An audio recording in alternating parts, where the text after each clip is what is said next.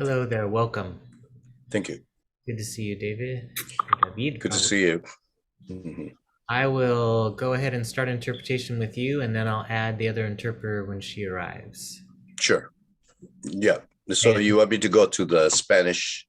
hello there. Uh, yeah. Okay. Yes. All right. All right, we will start it. Okay. And I forgot this last time. We don't have Dr. Joe anymore, so maybe Ines, if when we get started, if you're willing to give instructions in Spanish for how people can access interpretation, that might be good.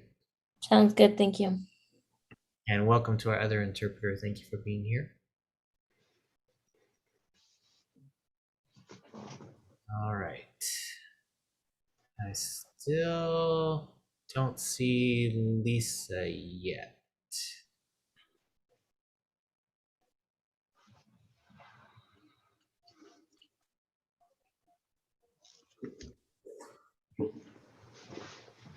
Welcome.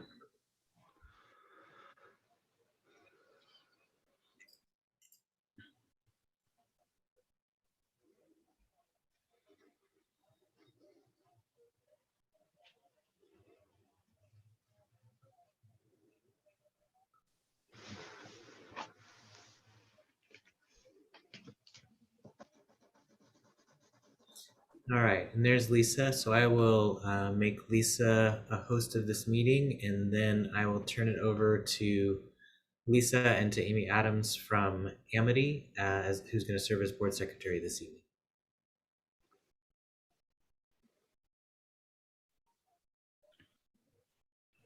Okay, Dave, you're up. Okay, welcome everybody to our regular scheduled meeting, and I'll call to order. And then I asked Trevor DeHart if he would do the Pledge of Allegiance. Yeah, my pleasure. I pledge allegiance to the flag of the United States of America and to the republic for which it stands, one nation under God, indivisible, with liberty and justice for all. Thanks, Director DeHart. Appreciate that. Just before we get started here, a few little different things tonight. Gonna stay a little bit tighter on Robert's Rules of Orders for all the board members. So I'll be calling on everybody one at a time, and everybody will get their chance to speak plenty. So please adhere to that. Also, I'm going to let, as we go through our public comments, that's a little bit different tonight. So I'm going to let Lisa Friley have the floor now, and she'll explain how she's doing that. So Lisa, are you good to go?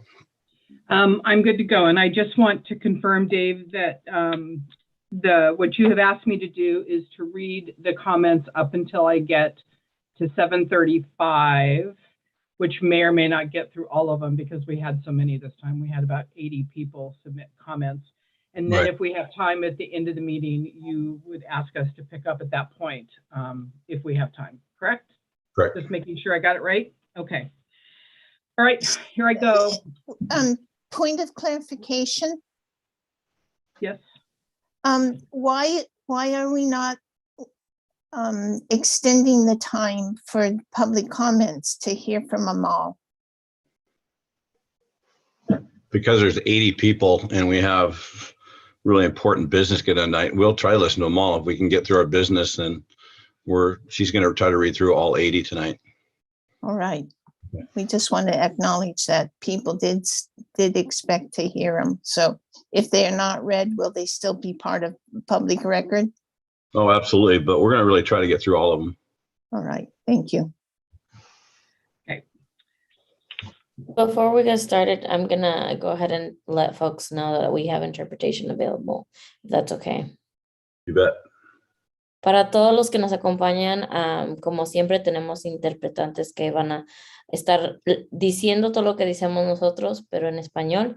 Si gustan presionarle al globito que dice interpretación y seleccionar español para que puedan escuchar a las personas traduciendo. Gracias. Thank you, Ness. Okay, I will go ahead and start with Greg Woolsey. To the Newberg Public Schools Board of Directors, this constituent comment is to be read aloud at the December 14th, 2021 board meeting. I'm a parent of 5 past and present NSD students and 30-year Newberg resident. Others will no doubt be more eloquent in their analysis of their abominable majority votes of late, blatantly and brazenly bringing the weight of the board to bear by beheading district leadership in an undefended, unannounced raid under cover of darkness. What are we to make of it? The national agenda and playbook you are following is easily found by internet searches using the exact phrasing you already spouted in multiple meetings. So I don't feel the need to rehash that. Concerned voters can find it themselves to see your roadmap, which isn't really yours. You are merely the local mouthpieces. It's never been about the students and never will be, as the agenda you are following is entirely about the political agitation, not advocacy, as it is clear from every action you've taken these last 5 months or more. Others have already made clear the complete disregard for the platforms and promises you ran your campaigns on, putting students first. Students have told you how you are harming them, but you ignore them. Fiscal responsibility, your unnecessary costs to the district are published in the local media. Transparency, you've admitted to conducting business outside of public meetings and refused to take public comments ahead of your largest decisions. You have repeatedly said out loud which students you're interested in protecting, and they are the ones that already have all the advantages provided by our American social history, white, straight, predominantly male students. So for the rest of my time, the following paragraph shall be read and repeated until my 3 minutes are up.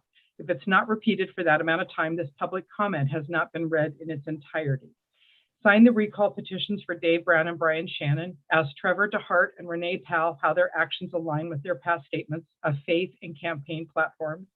Thank members Piros, Pena, and Penner for their continued efforts to uphold the public trust and embody the standards of behavior and accountability we expect from public officials.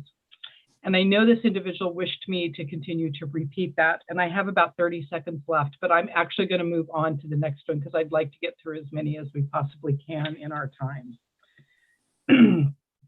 The next one is from Jim Talt. Morlock injected his personal, political, and social positions into our school administration.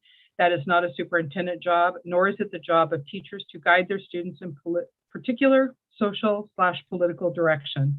I support the board decision to fire Morlock, and I support hiring a replacement as quickly as a good candidate can be found. Regarding the assistant superintendent departure, finding a new job as he did took time, and his search likely started before Morlock's firing. I'm grateful for his efforts, Jim Talt. Everyone our family knows has either moved their children out of Newberg schools or wishes that they could. Some have even moved out of the school district. The reason teachers and principals that are obsessed with equity and that are seemingly putting more energy into the BLM and equity than they put into math, science, reading, and real history. Helen Talt. Chair Brown, Vice Chair Shannon, and the rest of the board majority, have you read board policy BBAA? If so, I'm curious why you continually choose to violate it and make yourselves personally and financially liable. Policy BBAA clearly states that all requests for legal opinion by the board must be approved by a majority vote of the board. The way it reads means that board members should have no interaction with legal counsel without first having a majority vote to do so on a specific request for a legal opinion. Since there are now multiple emails in the public record between you and Tyler Smith on topics that you have never voted on as a board, this means you are in violation of this policy and are personally liable for all of his fees.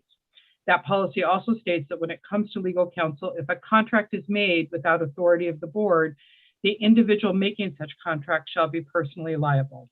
Since no contract for Tyler Smith has ever been seen by the full board, voted on by the board, or included in board meeting minutes, despite multiple requests to see it, that also leads me to believe that any and all of Mr. Smith's billable hours will be covered by those who chose to interact with him and made themselves personally liable with those interactions. Thank you for being incompetent enough to save the district money on this by volunteering to cover Mr. Smith's lawyer's costs through your own policy violation. It delights me every time I see Mr. Smith's face pop up on Zoom, knowing that it means more money out of your pocket. Also, it's likely malpractice for a lawyer to engage with you in violation of board policy, so perhaps you should consider suing Mr. Smith for his failure to let you know about your liability and consulting with him. Happy Christmas and good luck with all your lawyer bills. Jim Anderson. Dear Newberg School District Board members and the Newberg Dundee community, we have heard this statement many times. For every person in our community who feels one way, there's another who feels the opposite. Please be kind to others and take time to talk. My concern is that this does not appear to be a desire nor a plan from the leadership of the school board to find a path towards healing. I have personally sought an answer to this question, but have yet to receive anything other than deflection of blame. For our community to heal, our leaders must take a brave step and guide our community into resolving this conflict. There are a plethora of resources available to you. It is time to take advantage of these options. Do you need help in finding them? Please reach out to me and I can connect you with licensed mediators to assist you. The SOS, Save Our Schools board members, continue to hide behind what appears to be their political agenda. I say this because this is what I've been observing long before the recent election. Please allow me to share a few key elements of conflict resolution. Communicate, active listening to all parties involved, review options, end with a win-win solution. It has been made clear by communications from the leadership of this board that there is no place for conflict resolution in your plans. I beg you again to change course, accept your responsibility in the turmoil of our community, stop the urgent quest to hire a new superintendent, especially when you have a stellar interim professional to step in, until you have made steps to reconcile with those who view things differently than yourself. Sincerely, Jer Witherspoon. And I apologize to anyone whose name I get incorrect as I'm reading these tonight. Newberg School Board, I would like to thank you for this opportunity to address a serious issue in our school system. I think you all know what I'm talking about, and I'm sure you've seen them everywhere, just like I have. I'm talking about birds. Did you know that birds aren't real? It's a known fact that the government has replaced every living bird with robotic replicas and is using them to spy on us. And I believe the Newberg School District is likely in on it. Please, at your earliest convenience, visit birdsaren'treal.com and read the truth for yourself. Then you will learn that the term birds aren't real refers to biological birds no longer existing on United States soil after the government forcibly made the entire species extinct in the 20th century. All of these birds were replaced with surveillance drones designed to look just like real birds. To simplify, birds no longer exist in the US as a biological life form, therefore birds aren't real. These are government-funded, probably communist bird surveillance drones have infiltrated every single street in Newberg and Dundee, and we must stand in opposition to them. The birds work for the bourgeois. I know you to be firmly anti-bougie, so I am sure that you are as dedicated to this cause as I am. What are you doing to mitigate the birds? What are you doing to keep the birds from spying on our children when they are at school? They are spying on our children, even when they are in class. Got to the end of the 3 minutes there. I didn't get to the end. I believe that I need to include the last sentence of this, though, so that there's some context. I know that you believe that critical race theory is taking over the schools and Newberg staff are turning kids gay and whatever else that one guy who lives in a trailer says. So I know that you can easily see the truth in this. Birds aren't real. You must take action. And that was Tara from Dundee. My name is Lydia Schramm, and I'm a parent and community member. Regarding the selection of the company that will lead us through the search for a new superintendent, I urge you to vote to retain the company with the most experience. Given the meeting I was watching, this appears to be Doug Nelson with McPherson and Jacobson. Regardless of which company you retain, I hope you will go with a deep and robust search for a candidate that best serves the needs of our community. A compressed timeline search for a superintendent candidate does not sound like a good fit for our district. While it's not ideal to go without a superintendent in place, rushing through the process to just get someone is a mistake we cannot afford. Our schools, students, and staff should not be paying for decisions the board made. I can understand the lure of a quick fix as a solution for our district, but regardless of the problems and division in our community, staff, or board members, our community and students deserve a vigorous and exhaustive search for a superintendent. I hope you all recognize that and will be able to set aside your personal issues and challenges to make this decision the best one for our district. Further to the recruitment process, given the division and mistrust both on the board and within our community, I feel it is important you have an open, transparent, and above board process for the duration of the search. We are a community that has seen a lot of division, and anything held in secret or shutting out any of the board members from the process will only be further dividing. Again, our students, district staff, and whole community deserve to see all parts of this process that they would normally have access to. Next, to my community, I know there's a lot of division out there, many differing opinions, and unfortunately, a lot of misinformation from outside sources designed to further divide us. I ask that we all remember that we are each other's neighbors. I may not know you, but I probably smiled at you at the store or waited patiently for you to park out of a parking space. I may have waved to you on the street out of friendliness or helped you in some small way, and I'm certain you have done the same. We do this because we're part of a community and we have disagreements, big ones, but we should lean toward kindness when interacting with each other. Lastly, to loosely borrow from Mark Twain, the reports of education, the death of education in Newberg Public Schools is greatly exaggerated. Every day, amazing educators and support staff walk through our public school doors armed with incredible activities for our children to work on. They do it because they care about our students and want them to have an amazing future. I would ask that our board members remind all of us on a regular basis of this fact. As we hear all the chatter out there, please remember that awesome things are happening in the walls of the building. Newberg School Board members, I'm writing this letter to voice my thoughts and concerns with respect to present dynamics in our school district. Much has been said and done that grieves us all, for our community is divided, trust has been broken. It's difficult to envision both relational repair and positive forward movement in the culture we find ourselves presently. It seems the one thing people on both sides of the aisle agree on is that we have problems. There are many good-hearted, well-intentioned people from each camp who are willing to make significant sacrifices in the hope of gaining traction toward a solution.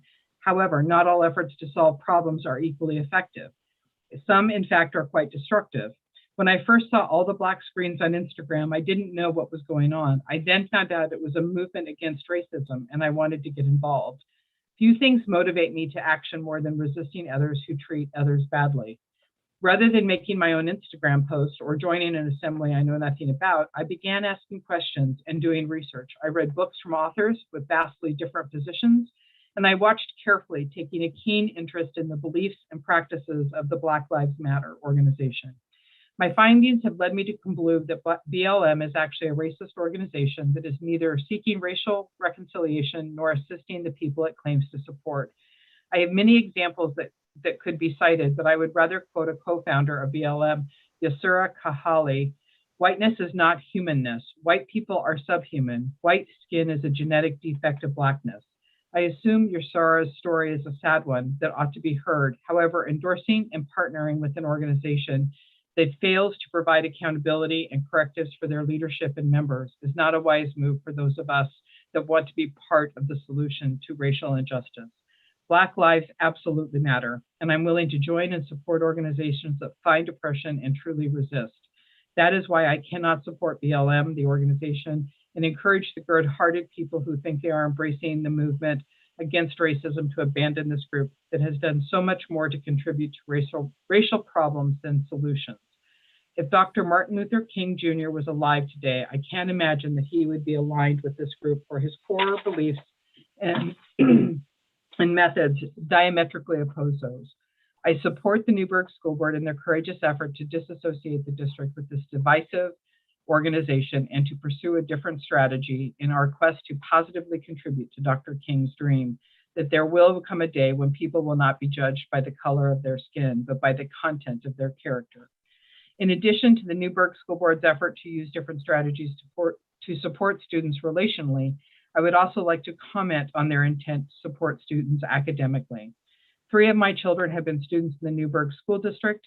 They have had incredible teachers and have been surrounded by numerous caring adults. And that one is from Isaac Lynn. Darcy Lundgren. I'm writing in support of the firing of Superintendent Joe Morlock. Our schools are in trouble academically, and the obsession with social and political ideology only furthers the problem. We need a superintendent that is not politically, socially biased, but one who focuses on academics alone, which is what his job is all about. The school district's job is to make sure students have proficiency in reading, writing, math, core skills for success. Consequences for actions and respect for authority is also important. So is the freedom to think for oneself and have different points of view and respect for one another. Biased political ideology has no place in the schools. It is only divisive and manipulative. It needs to stop. I stand with the school board's decision and support the hiring of a superintendent that will focus on academically preparing students for the future. Sincerely, Darcy Lundgren.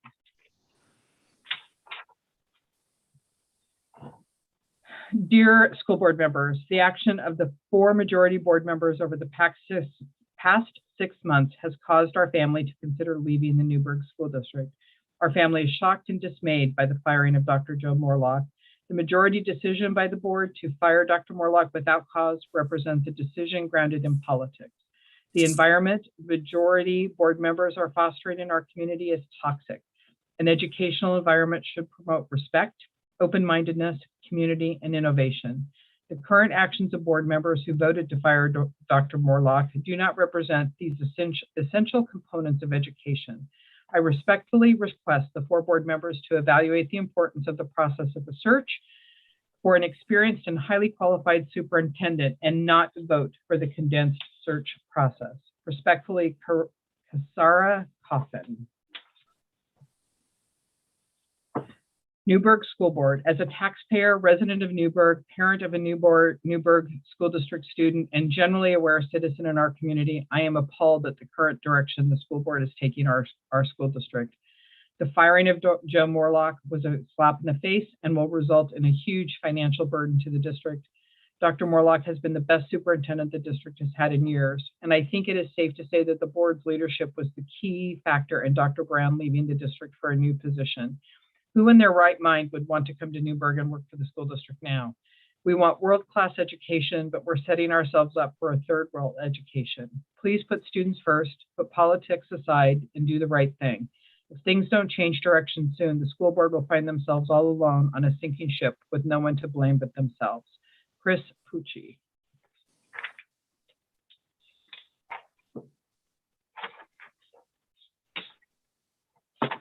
From Derry Terrence. What are the criteria for hiring a search firm? You legally have to have a rubric and scoring matrix for an RFP process. Why have you not shared those? They were not in the board packet. Is this so you can hire the shady firm that is friends with the shady political figure who you have already talked to and who you already plan to bring in? If you go with them and don't use a rubric and scoring matrix, you will be sued and expose the district to more legal and financial obligation. One of the 2 firms, McPherson and Jacobson, was clearly more professional, had a better track record and experience and a better guarantee. If you choose a less qualified guy who left a district after his own impropriety to hire Erect Elvis, you will be laughed, friends, and sued out of town.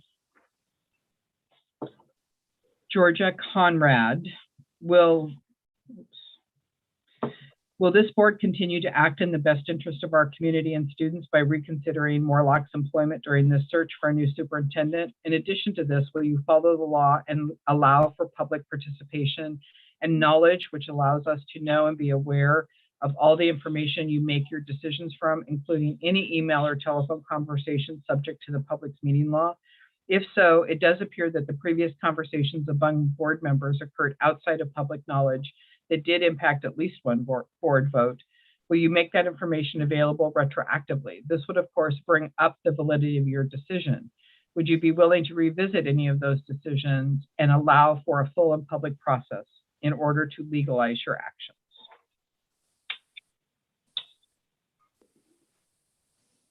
I am appalled and dismayed by what has been going on in our district for the last few months. I feel that all positive steps that have been taken have been totally disregarded. It is now more important than ever to spend time on finding a new superintendent that can bring us back together. This alone cannot be done in a six-week process, as much as some current board members would like. You owe it to the district as well as to parents and students and teachers to allow a process that involves all the stakeholders to participate. This cannot be done in 6 weeks or 2 months.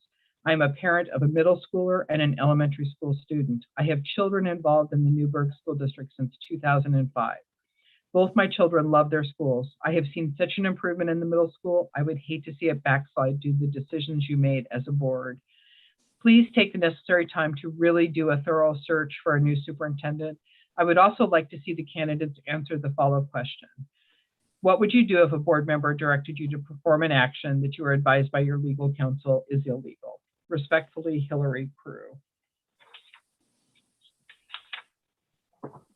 Dear board members, I'm a parent of 2 children at Dundee Elementary. I'm writing to express my deep concern and dismay over the action of the board, particularly Chair Brown, Vice Chair Shannon, Board Member DeHart, and Board Member Powell. School boards are supposed to be a bipartisan with a deep commitment to listening to the desires and needs of the entire school district, staff, and faculty. Listening to understand is the primary competency of this position, as you are to be representatives of the community. Controversial decisions should not be rushed or made without major effort to clearly understand what accurately represents the population and does not simply fall in line with your own personal beliefs. This is also needed to not create unintended consequences for part of your population that you don't understand or have experience with. As our elected officials, you must put down your own desires aside. If the community speaks clearly, they wish for the opposite of your values, you must be neutral and go where the majority is going. The only exception is to community desires that violate the law, such as segregation, discrimination, harassment, etc. Then it is your duty to stand for justice, equality for all. I have seen absolutely no effort on your part to clearly hear the community. Rather, you are stacking public comments with as many of your supporters as possible and bringing in voices from out of our district support your position. Confirmation bias will always work against accuracy. The best way to get representative data on where the community stands is to take a poll based on lottery, where citizens are randomly selected. If 1,000 randomly selected residents were polled, you would understand more clearly what your constituents want.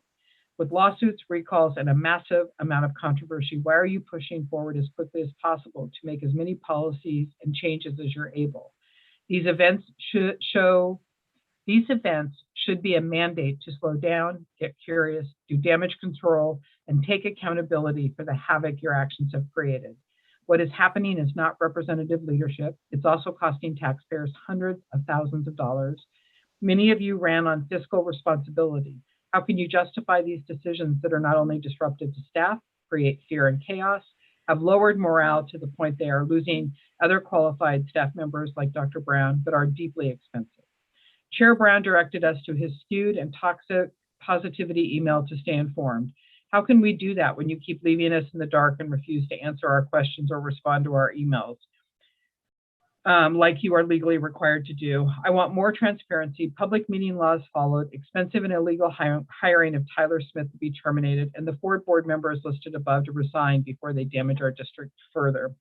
Lastly, the indoctrination has been used repeatedly as a scapegoat to justify the actions of 4 board members that they have been taking.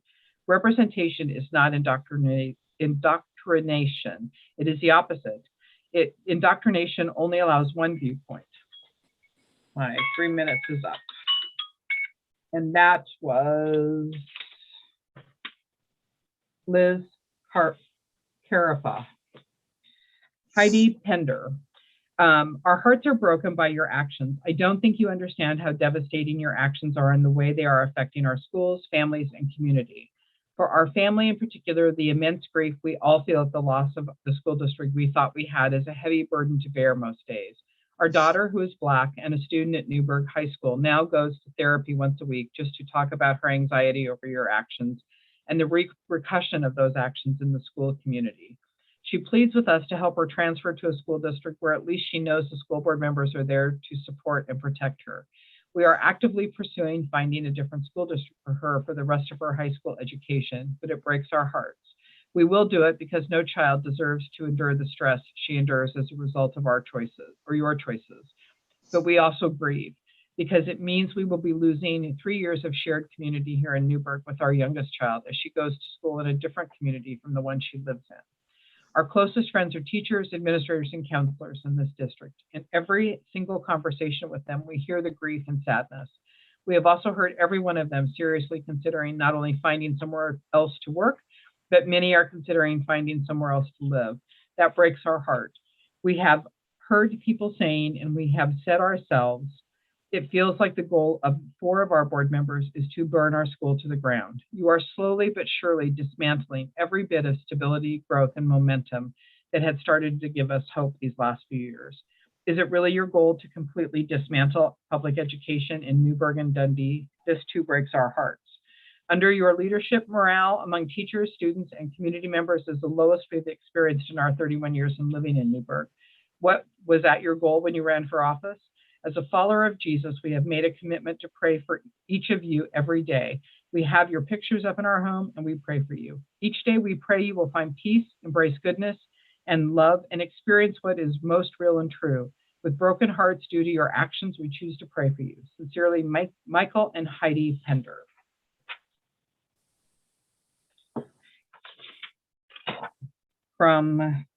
Okay, this one is Lisa Barnes. It is difficult to put all the comments I have into one email that will be under 3 minutes. So many despicable decisions and actions have transpired since public comment was last allowed. I have requested to make public comments on several occasions and was not selected. I have written numerous emails to the board and have filed formal complaints that have all gone unanswered and ignored. I am skeptical that this process for submitting public comment via email will actually be a transparent process based on the track record of violating public meeting laws, ignoring viewpoints that do not align with a clearly biased agenda, and secret meetings that have come to light. As a new family to the Newberg School District, I admit that I was ignorant to the division, hatred, and racism that is clearly influencing and driving the policy and agenda of the majority of the school board. I have never in my 25 years involved in numerous school systems witnessed such abuse of power, authoritarian tactics, blatant disregard for fairness and decency and dishonesty. I have watched a board meeting where Brian Shannon pointed and laughed at another board member. I have watched Renee Powell mumble snide remarks under her breath. I have seen Chair Brown bully, intimidate, and demean the board members who do not agree with his biased, ignorant comments about race, gender, and education. And I'm still sick that Trevor DeHart was allowed to publicly disclose private information about a student with no apology or disciplinary action taken by the chair. These are just a few of the jaw-dropping, out-of-line incidents I have witnessed during public board meetings. After 18 months of lockdown due to the global pandemic, the school has had an opportunity to make a significant impact on all students and staff and families in the district. The focus could have been on providing resources to help supplement the education that was lost during Learn from Home, providing added mental health resources for students and families that have been negatively impacted by social and economic struggles, supporting teachers who have worked tirelessly for students day in and day out, and creating an environment that would recruit top educators. Instead, the majority of the board have made and continue to make politically biased decisions that have divided our community and cast a negative spotlight on our town, schools, and students on both a local and national level. The decision to pass policy GBG was based on a lie that it was designed to, I think there's a missing word here, to get politics out of the school, but in reality has inserted a one-sided political agenda in the classroom. And teachers and staff have been thrust into a vigilante reporting system driven by hate and prejudice. The desire to fire Dr. Morlock without cause was short-sighted and selfish and was not made with the students' best interests in mind. He was a remarkable leader and educator who cared deeply for all student staff and the Newberg Dundee community at large. The financial repercussions will be felt for many years. The chair, and I'm out of time on that one. Lisa Barnes. For the past 16 years, I've had at least one child enrolled in Newberg Public Schools. All 4 of my children have attended Dundee Elementary, CVMS, and now NHS.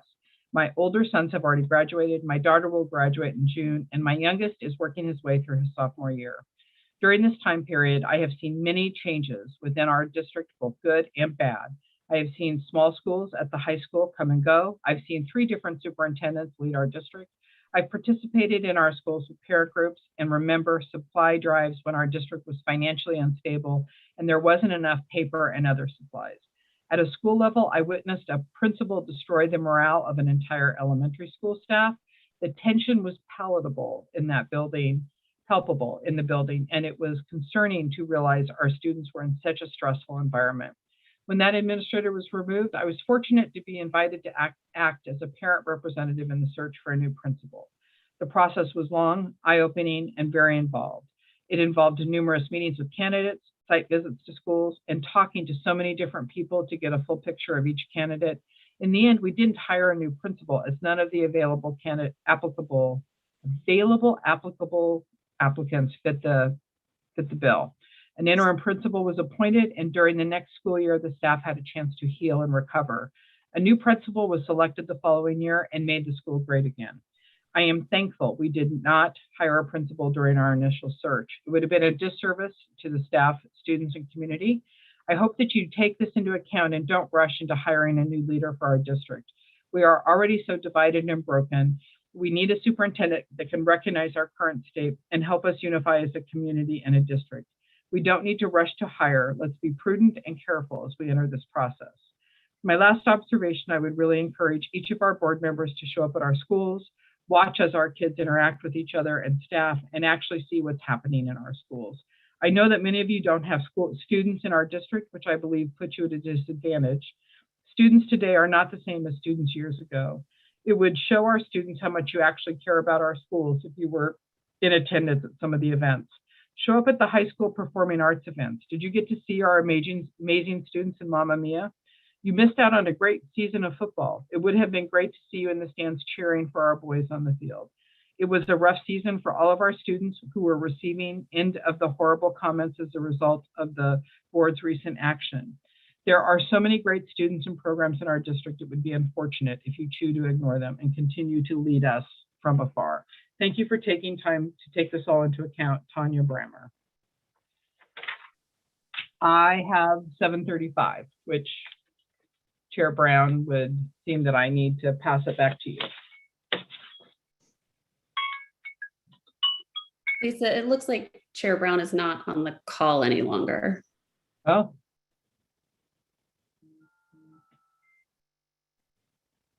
I'm not seeing.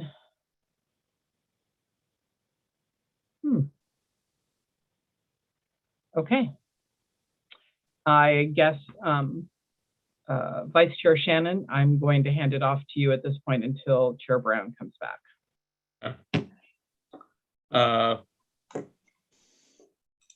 I'm sure he will show back up shortly. All right, so for the next item on the agenda is board comments. And we will start with Randy. Henner, would you like to have comments? I do, thank you. First, I'd like to just thank Lisa, Willamette ESD staff, and Amy, our stand-in board secretary for the evening, for your support in this meeting. The Newberg School Board would be non-functional if it weren't for your time and your efforts. The deterioration of this school board and the blatant disregard for students, staff, and parents that we have seen over the last 5 months have left us angry, scared, and sad. As a parent, I have endless worries.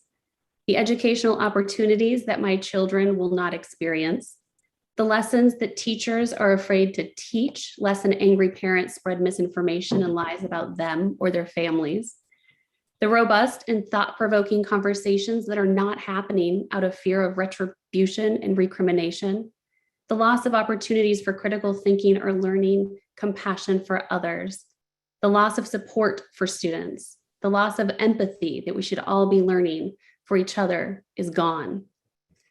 Our students are facing a subpar educational experience because of fear. This is the point. Chaos, then dysfunction, followed by fear. This is what we are teaching our students. This is what they see daily in their classrooms, hallways, and homes. When my 9th grader casually shrugs off that homophobic slurs are a normal part of hallway passing, when a teacher is unable or unwilling to support a student being confronted in a classroom because of their sexuality, when elementary students have to go home and ask what the N-word is because a classmate called them that, this is not a thriving environment where academic excellence, let alone education, can occur. This too is the point. If we oppress our staff, instill fear of retribution from anonymous accusations, they will be fearful of teaching anything. Attacks on schools, students, and educators are attacks on children's rights to an education and on their future. Without access to education, a generation of children will grow up without the skills they need to contribute to their country and economy, exacerbating the already desperate situation for families and children. This was information taken from the UNICEF website concerning education in conflict zones. It sounds eerily familiar to those of us living in Newberg.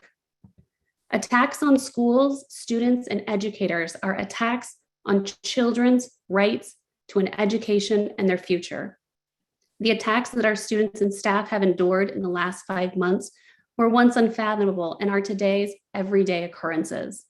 What was once framed as taking politics out of classrooms has turned into a full assault on the viability of public education in our community. If we deprive our staff of the ability to teach, we rob our children of a future. Teaching has become a defiant action. Speaking up for others is labeled as political. Showing signs of pride is subversive and punishable. This is in America. This is in Newberg. It began with attacks on symbols of pride from oppressed populations, but we all need to ask ourselves, where does it end? What about that teacher that wears a cross necklace to school? What about those dangerous books that line our library shelves? What about those pesky rainbows that keep popping up in hallways and art lessons? You see, when freedoms are taken away from some, they're taken away from all of us. Yet daily, our staff show up to school. Doors are unlocked, lights are turned on, and classrooms prepared for the day. Bus drivers risk icy winter roads to get kids to school. Nutrition staff ensure that they are fed. Principals float from classroom to classroom, supporting teachers and helping kids in any way that they can. Hundreds of people come into our buildings every day to continue to provide an education to our children, despite the anger, the sadness, and the fear. There's laughter despite the tears, triumphs despite the endless battles. And this is because of our staff. The only reason Newberg schools are even operating is because of the adults who will not let them fail in the face of fear. In this time of gratitude and reflection, I ask that each of us look to those educators who are bravely standing in front of our children, taking the blows and assaults that have been rained upon them over the last 5 months. They operate daily in fear, and yet they continue. Destroying public education is neither courageous nor brave. Defending the fundamental human right to access education is courageous and brave. Thank you to every person in our schools who is taking the blows to protect our students and defend their right to a relevant and excellent education free from fear. I wish you all a peaceful and safe holiday season. Thank you, Director Penner. And it looks like our chair is back online, so I will hand the meeting back over to him. Thank you, Dr. Shen. Computer went down there. So did Director Penner go first there? Yes. Okay, thank you. Director Powell, you're up next. Thanks, Chair Brown. So people are saying that I don't have a voice, that I am hiding behind the other three, or I am too afraid to speak out about how I really feel. How I really feel is sad that the adults in our community are acting so hateful. What a poor example we are being to the younger generation. I want to ask the other board members, how is being defiant a good idea in bringing our community together? How is promoting the kids to be defiant a good thing, to fight against and be hateful? I've always said that I would be there for all children, and I will continue to be that. All of our kids are hurting in some way or another. What right do you have to say that you know which ones are or are not? What right do you have to elevate one group over another? This is divisive and discriminating. We have kids that are now afraid to go to the bathroom or to get undressed in a locker room. We have kids that are being pressured into being something that they're not. We have kids that can't even read or write, and many of their academic needs are not being met. We have kids that are being exposed to sexual, inappropriate materials, books, and videos. We have kids being bullied, and it seems there is little discipline in our schools. And all this has been happening long before I've been a board member. Why? What is happening in our schools? Why is it that some of the board don't see this and don't seem to care? If Brian or David get recalled, this is what will continue in our schools. I stand behind and support them. Maybe things have not been done the way some would have liked, and none of us are perfect. We all have our faults, but that doesn't mean that these guys don't have our students and our school's best interest in mind. If you took the time to sit down and talk to them and really listen, maybe you would know that, instead of listening to all the hate on social media. Where is the love that everyone seems to be talking about? You are only loving when I agree with you. That is not love. Love is patient, kind. It does not envy, boast, or is proud. It is not rude or self-seeking. It is not easily angered, and it keeps no record of wrongs. It does not delight in evil, but rejoices with the truth. It always protects, trusts, hopes. Love never fails. When are we going to wake up and see what is happening in our schools? Portland has lost 11% of their students. Attendance is dropping in every school district, not just ours. And I'm sure you're planning on recalling me next. How about we stop the lawsuits and the recalls and start focusing on fixing all the dysfunction that is happening in our schools? The more lawsuits and recalls you do, the more you're costing our district money. You say I'm not listening, that I am letting my political views of others influence me into making the decisions and voting the way I do. I ask you, are you listening? Do you all understand how divided our community is? I was voted in because the community wanted to see change in our schools. The first change was trying to make our schools a neutral environment and making academics the focus. And we can't seem to move beyond the flags. I also feel it's important to get good leadership in our schools as soon as possible. We cannot afford to be without direction. I pray we have some good candidates that apply and we can make a decision sooner than later. I do want to encourage parents and staff to start speaking out and being that voice for your kids. Start standing up for theirs and your rights. Fear is our greatest enemy. But those who can't, I will continue to be that voice for them. And one last thing. Jesus says, I have come into the world as light, so that whoever believes in me may not remain in darkness. The light shines in the darkness, and the darkness has not overcome it. How long will we water down the truth until truth is no more? Thanks, Director Powell. We'll go to Director Pyros next. All right. I'm just needing a moment.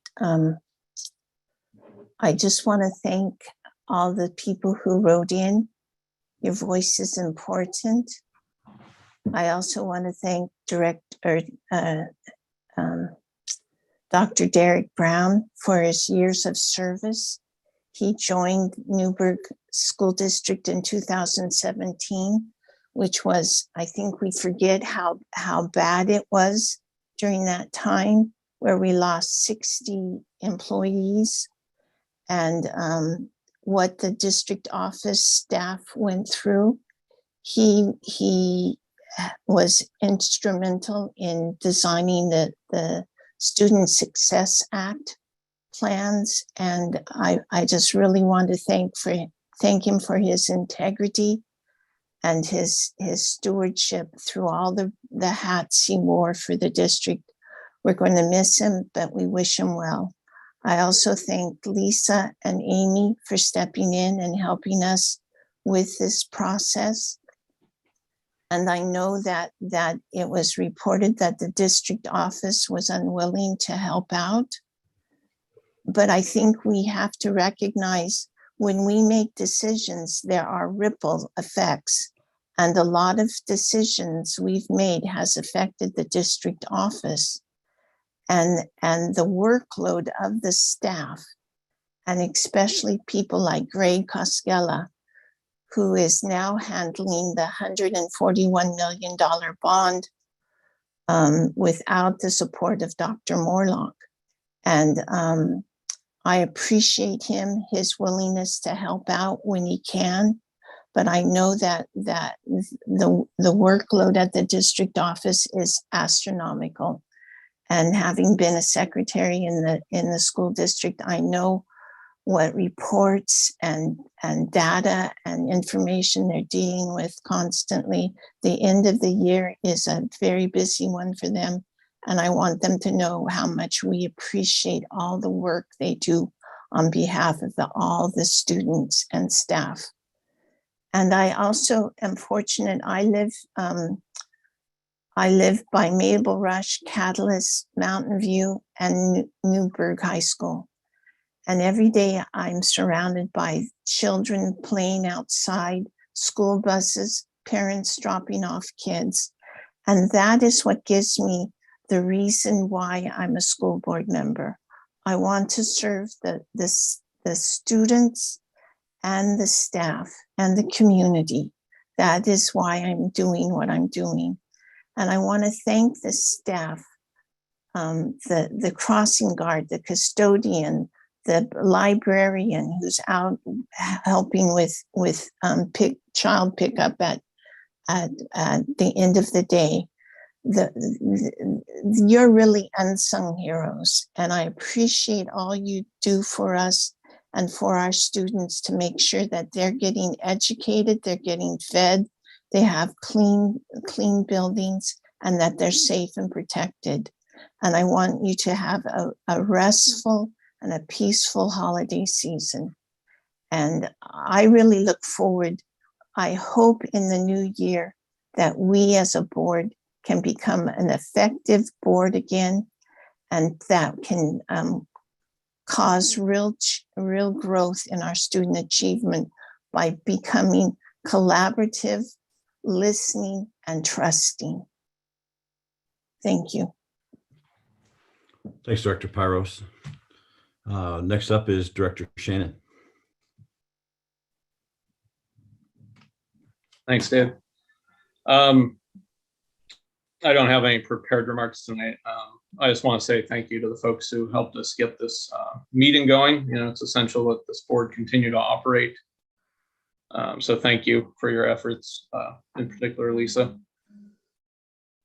You know, obviously the 800-pound elephant in the room is that it looks like there will be a recall election in a month or so. And I'm not gonna sit here and use this time to campaign, but I did want to. I've been thinking about it a lot, and what does it say? We're 7 people. You know, we're representatives. We were elected by the folks in this community, and we have different points of view on things. We have disagreements, and at least in theory, each of us represents some segment of our community. And I wonder what it says when we try to take out one of those representatives because we don't like their point of view, we don't like how they voted on a particular issue. Are you not saying that that segment of the community doesn't deserve a voice? I mean, is that what you're saying? That the folks who agree with me are not worthy of representation? Or is it just that you don't have the majority anymore? And so you're going to use cynical games to try and get back the majority so you can push your views on everyone else.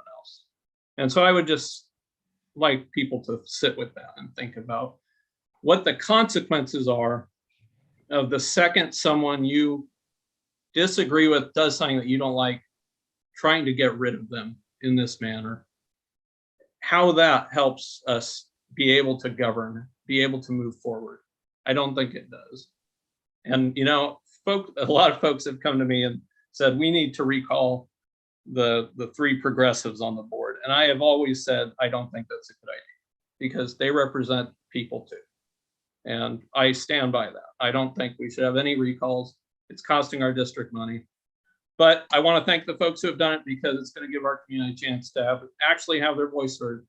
And when we are retained, I don't want to hear this thing anymore that we don't represent the majority. I don't want to hear that, well, not enough people voted, or there was a spoiler candidate, or all the excuses that are constantly being put out. We will know the will of the community in a month, and we'll let the chips fall where they may, and so be it. Thank you. Thank you, Dr. Shannon. Appreciate that. Director Pena, you're up next. Thank you. I just want to thank everybody that submitted a comment and continuing to submit those comments, because I know what it feels like to be silenced because of fear. And I'm so thankful that you are not fearful and that you're submitting your comments with your voice and opinion. I want to continue hearing them.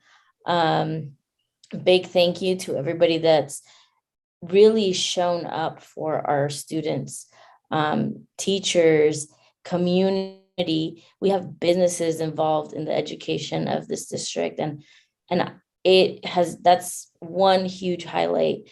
The amount of people involved and engaged. Right now I'm looking at attendees.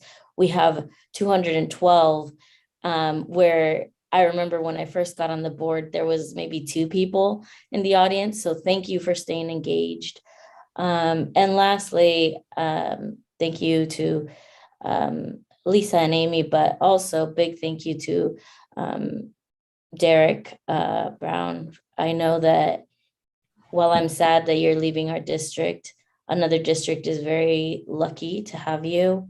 You really put yourself in a situation where you could understand my perspective and answer questions, so that the things I couldn't communicate to the rest of the board, you could with numbers and logic. So thank you. Thank you for always supporting me, and I wish you nothing but the best. And you're really going to be missed. Thank you. Thank you. Director DeHart, you're up next. Let me see. Well, like Director Shannon, I don't have any anything written down. I would like to echo Director Pyros's comments. You know, thanking all the professionals that support our school district, that show up day in and day out, and you know, check their politics at the door and go and teach our children. I do appreciate that, and all the people that work at the district that are supporting us. We're in tumultuous times right now. I realize that, and for some out there, you know, this is doom and gloom. I guess maybe I have a different perspective, different frame of reference. I realize that this is tough, what we're going through right now, but you know, my faith in my Lord Jesus Christ leads me to believe that we can get through this and that we'll be stronger on the other end. That's a choice that we as a community have here. And, you know, I think for any of us, right, no matter if it's the school board members or what we do in life, you know, we can look back and in hindsight think, you know, I could have done that better. I could have done that different. But the truth is this, the times that we're in right now didn't happen in the last 6 months, right? The foundation was set. The proverbial pendulum swings, whether it be to the left or to the right. And frankly, for most of the US, I tend to believe that we're more centric, right? In our political and social leanings, right? We're more in the middle of the bell curve. And you know, I think for a lot of members in the community that have voiced their concerns, the pendulum has swung too far left. And I think that that's evident by the fact that the board is made up of a majority people call us conservatives. I guess I would consider myself socially and fiscally conservative. Now, I say that, and I know that there's people out there probably putting pen to paper, going to write some nasty email to me saying that I'm not fiscally responsible because of the decisions that we're making that are going to cost the district money. But the truth is we'll get through this. We'll get through this, and fiscally, we're not going to. The ship isn't sinking, and I truly believe as a community. As professionals and as civil servants serving our community, that we will get through this. We're at a tough point right now, but iron sharpens iron, and the fire will hopefully not melt the metal, but it'll come out annealed and harder than ever. So I would just say that I thank you to the staff. I know Greg and Derek have said in emails that the staff has taken on additional duties and significant additional workload. And I thank you for picking up in the absence of the previous superintendent. I think it also speaks volumes to the fact that, there's an urgency, to find a qualified, unifying leader to fill the superintendent position. I don't know how long that'll take, but we owe it to the students and the parents and the teachers and the staff and the community members to try. And if it takes longer than what it, that we hope it's going to take, then so be it. I'd rather have that individual that's going to be a perfect fit, to fill the CEO position of our school board, to lead us, to unify us, and to make us stronger than ever. To help our students reach their full potential. And so I guess I'll leave with this. I have a lot of hope. I have joy, and I just believe that we will get through this and we'll be better for it on the other end. So thank you. Thanks, Director DeHart.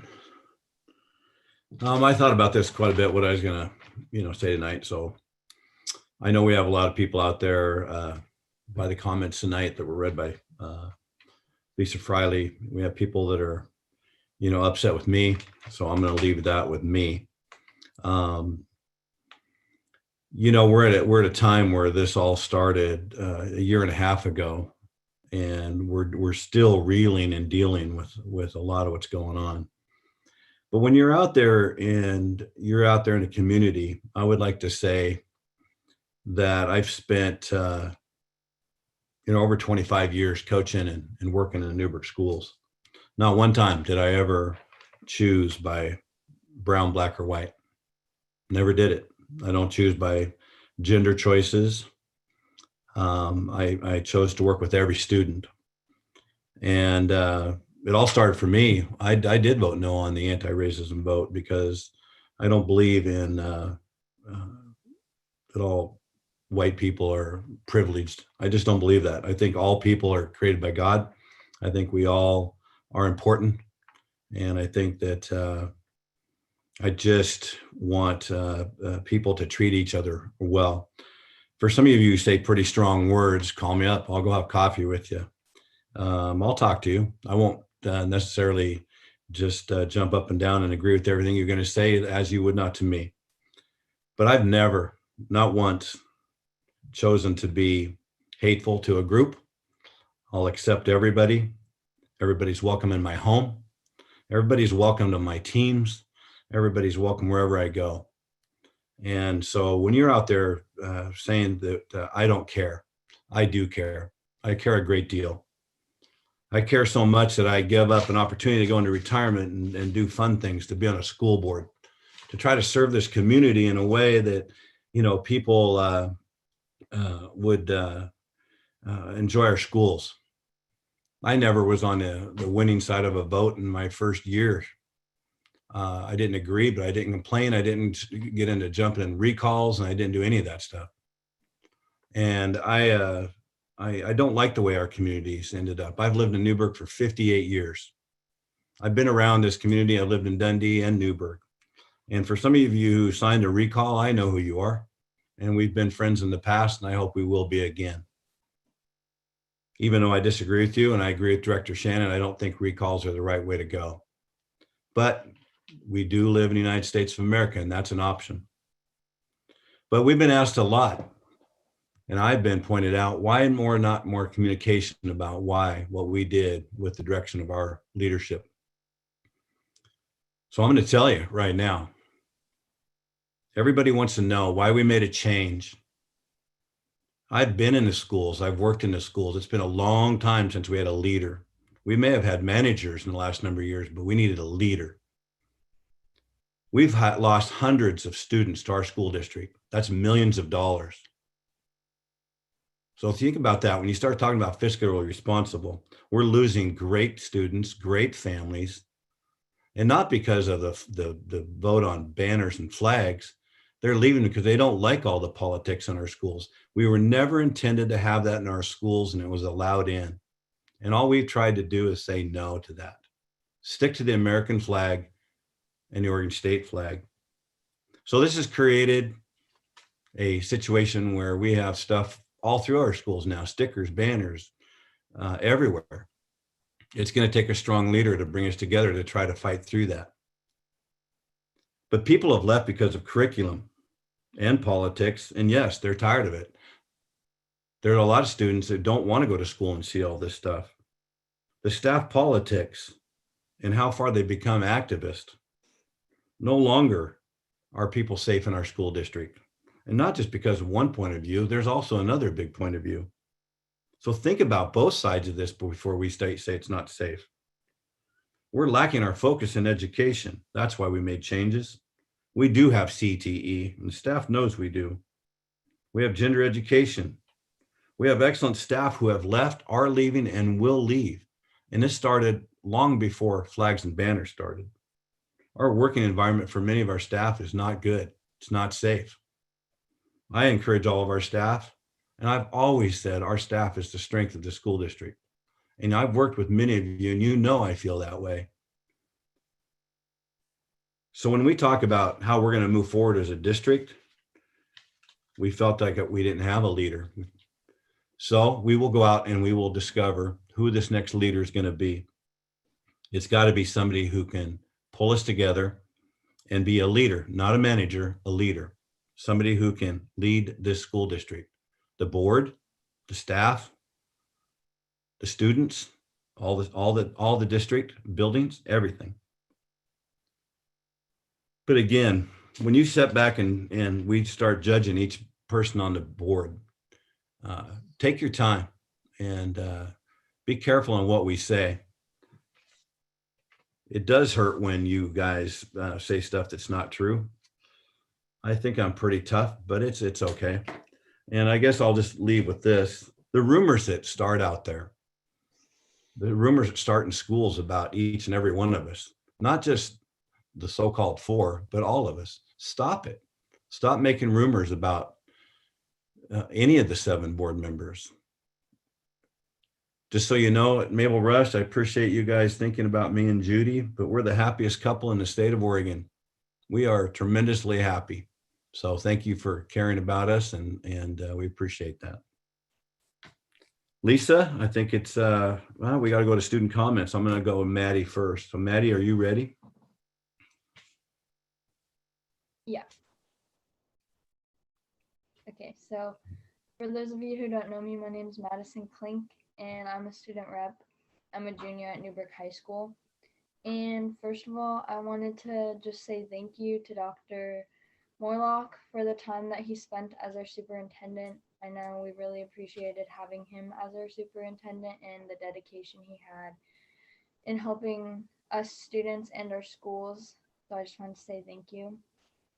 And on a more difficult note, I wanted to acknowledge that a member from our community recently passed away a couple weeks ago, Simone Mushambe.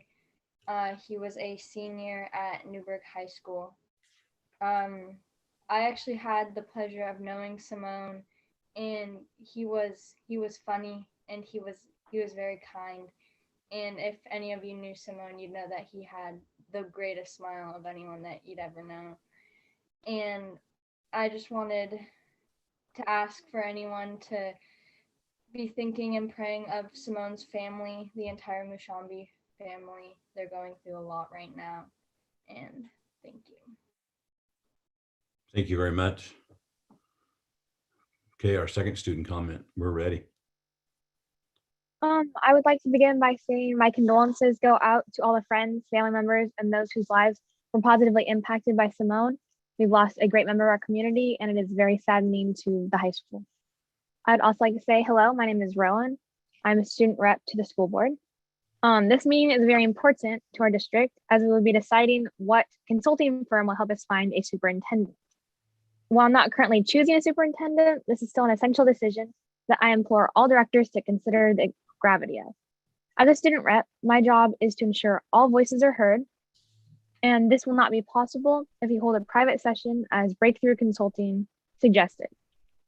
Additionally, such an important process should not be rushed, and the shortening of the timeline will only cause further detriment to all Newberg students. Although I do not have a vote, I believe McPherson and Jacobson presented their information well, had a very detailed plan, and we would be better suited for the goals of the district. I wish all a happy holidays. Thank you for your time. Thank you very much. All right. Lisa, I'm going to ask you here. We jump into anything. I'll just make a comment and then I'll ask you if you have a comment too. As we move into this next stage on here for talking about Dr. Dave Novotny. Just so everybody knows, quite a while back, I met with Lisa. She's been a tremendous help to our board, Lisa Friley from WSD.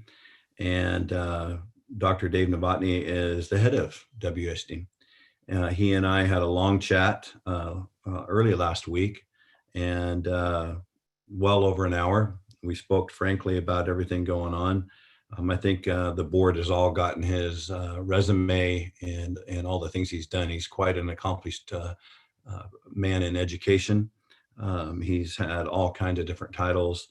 For everybody out there, just to know that it was always the intent of the board to bring in a highly qualified interim superintendent, and Dr. Dave Novotny is definitely fits into that mode. So I enjoyed my long conversation with him a great deal. He brings a ton of experience, and I believe he can really help our district a great deal. And this is something we need to do and to fill that vacancy. Lisa Friley, do you have anything to add to that? No, I would, thank you, Chair Brown. For board members, we provided a copy. Dr. Novotny was able to provide me a copy of his resume. We provided that to all of you in your packet, so you had a chance to review it. The goal of this, at least at this point, is to give you guys an opportunity to interact a little bit and ask some questions. And Dr. Novotny, if you'd like to make just a very brief statement before we get started, that would be great as well. But I know that the board members had wanted to meet who the potential candidate was that would be the individual who would be filling in on a short-term basis before they made a final decision. So that's what we're trying to do and provide you that opportunity at this point.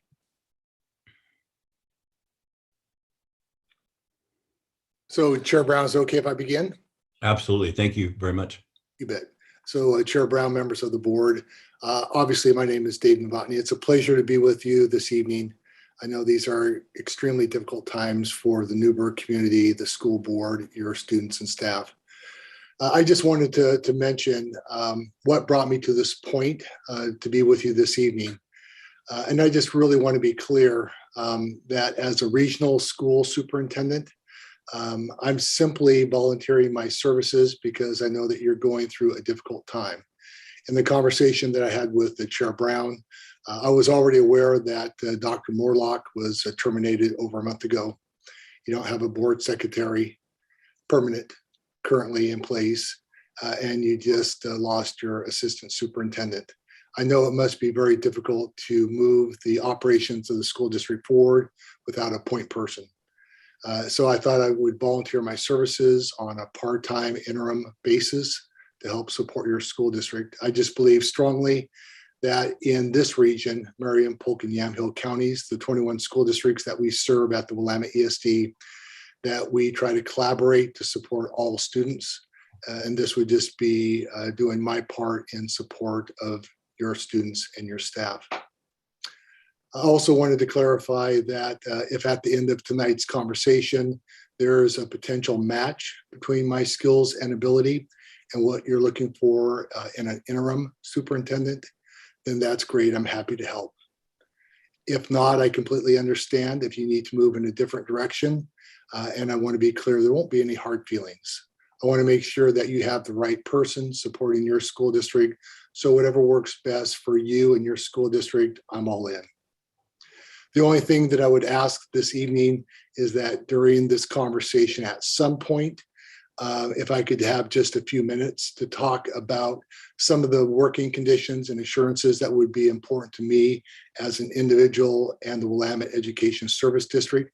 If we move forward with a relationship, these are all issues that I disclosed to Chair Brown, and you touched upon many of the issues at your previous meeting.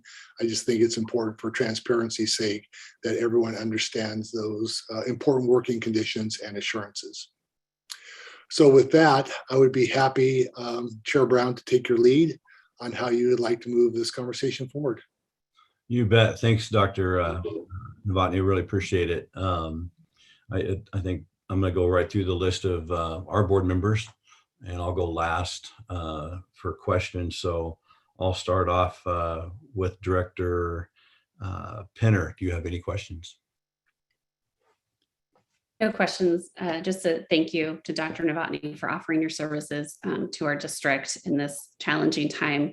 Under normal circumstances, I would be strongly advocating for a transparent interim search, but due to our current reality, I don't trust that this board could embark on such a search, and we are clearly in desperate need of professional leadership. And while you won't be with us for very long, I hope potentially that your time here is a time that we can begin some healing. Thank you, Director Penner. Thank you, Director Powell. Yeah, I just want to say thank you as well for being able and willing to step into this role. So I greatly appreciate it. That's about all the questions. But thank you. Thank you, Director Powell. Director Shannon. I don't have any questions. Dr. Novotny is clearly more than qualified to help through this period as the interim.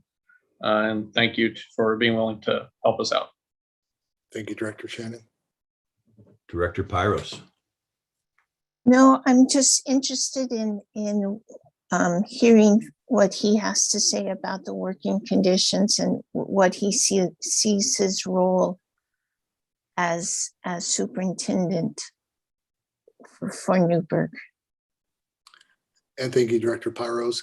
Chair Brown, do you want me to address those issues now, or do you want me to wait until the end?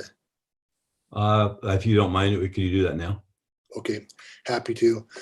So Director Pyros, in the conversation that I had with Chair Brown, I was trying to articulate the type of working conditions that I think would be beneficial to Newberg School District, your students and staff, and that would work for myself professionally, as well as the Willamette ESD.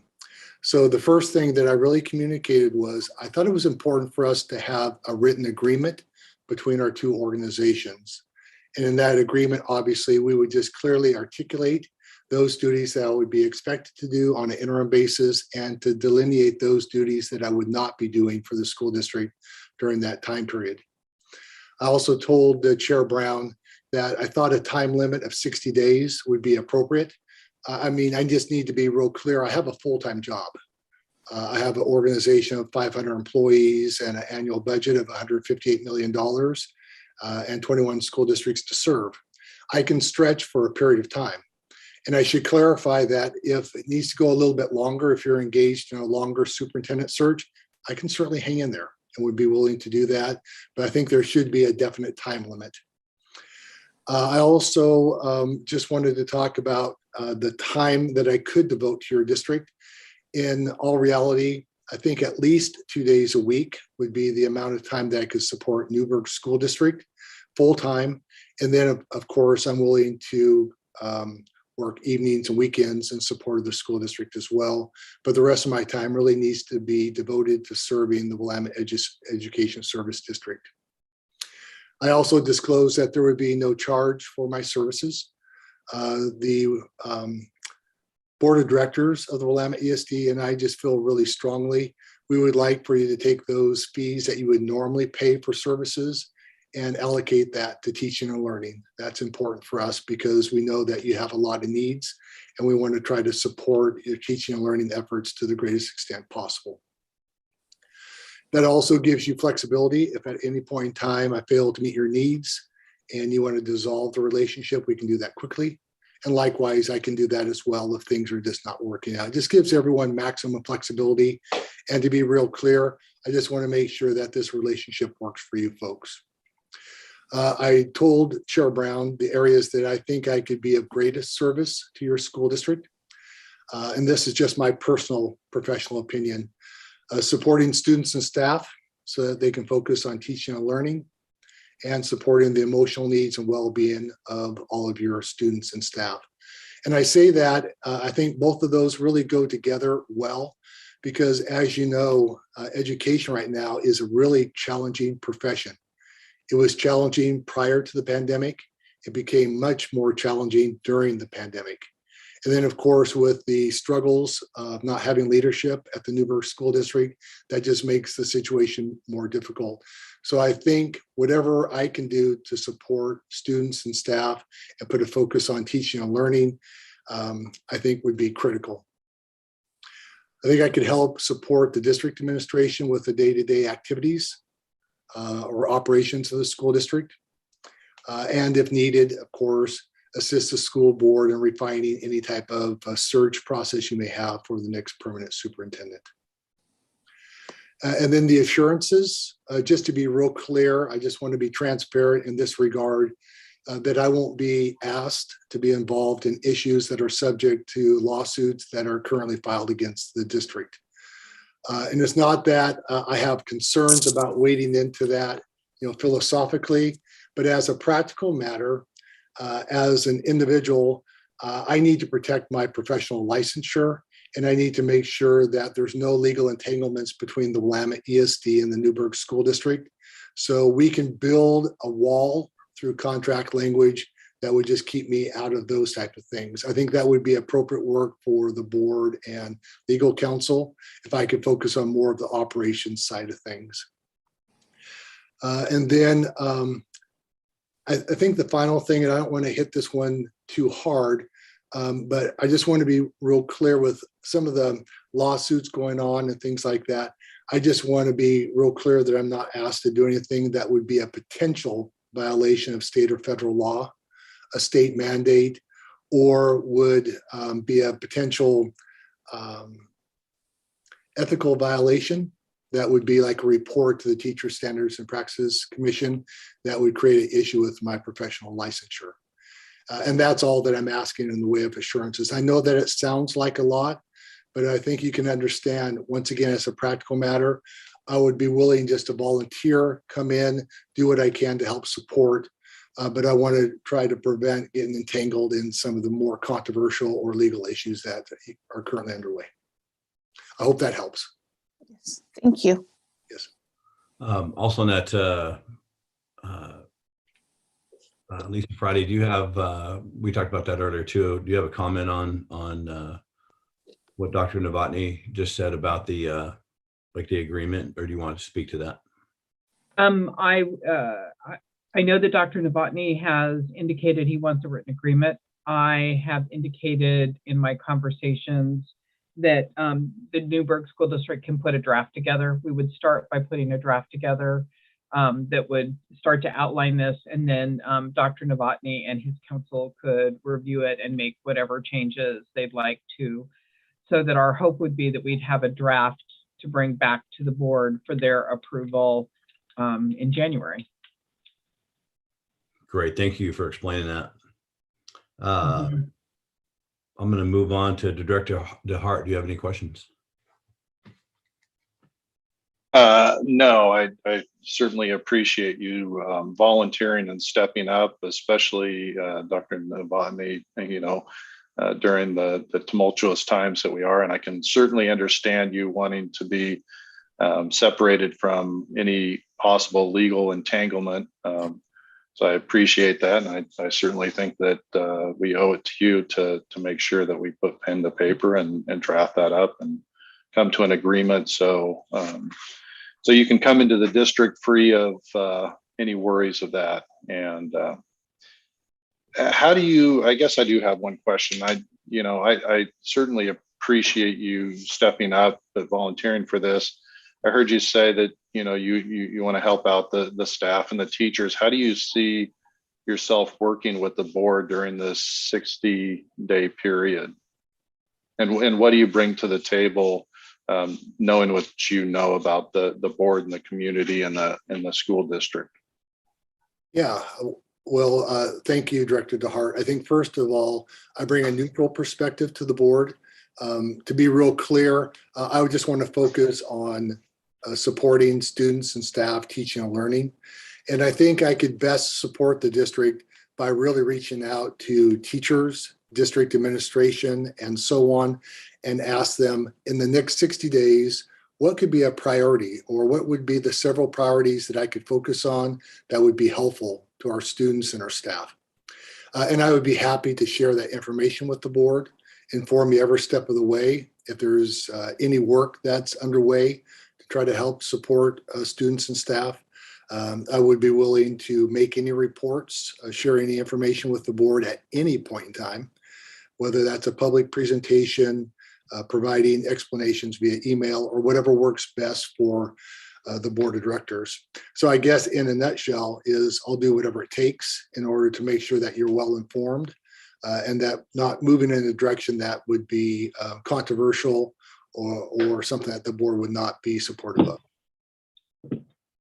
Thank you. Yes, sir. And I guess one other thing, if this evening we do retain your offer to fill in as the interim superintendent, when would you be starting? Well, I started here about 7 o'clock this evening, and so I'm willing to hang in there for the rest of this meeting and any subsequent meetings. But I think for all intents and purposes, it will take a while for us to actually get a signed agreement.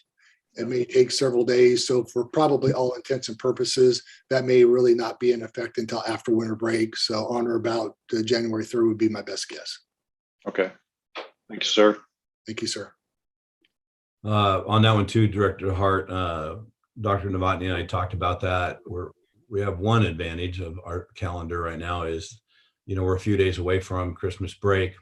The one thing nice about Christmas break, it provides about 15 days or so for everybody just to get a big breath of fresh air. Unless you're the basketball, wrestling, or swim coach, you're getting a break. And so we do have that kind of our advantage, and that kind of helps that timeline a little bit there for how long it will take for Lisa to put together that contract. Director Pena, do you have any questions? Yeah, thank you, Dr. Novotny, for working with us and understanding that we are in an interesting situation. I did have a question. Just want to know more about your perspective on what you would recommend the duration of a superintendent search be, because we have a couple firms, and I want to know your opinion on whether short and quick or more long process to really have all the stakeholders input in it, or what's your take on this? Yeah, thank you, Director Pena. I told Chair Brown during our conversation that I would be authentic and candid in all conversations with the board. And to answer your question directly, as a real practical matter, most school districts find themselves needing to have a more extended process for hiring a superintendent because they want to take the time to make sure there's a right fit for the new leader of the school district and the community. And that oftentimes takes time. Beyond that, I really can't speak to the unique situation that you find yourselves in with a lack of leadership for a period of time and those type of things. But as a general rule, that's my response. I hope that helps. Yeah, it does. And I did have another one, but you already answered it, is we already knew about the 60-day potential contract, but your willingness to extend that. So thank you very much. And please, Chair, if we could have our students, if they have any questions, I would really appreciate hearing their voice. Yes, absolutely. Let's go ahead and do that now. Let's go ahead. I'll just go last, and that's fine.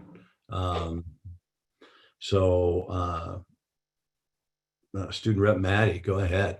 Do you have a question for Dr. Novotny?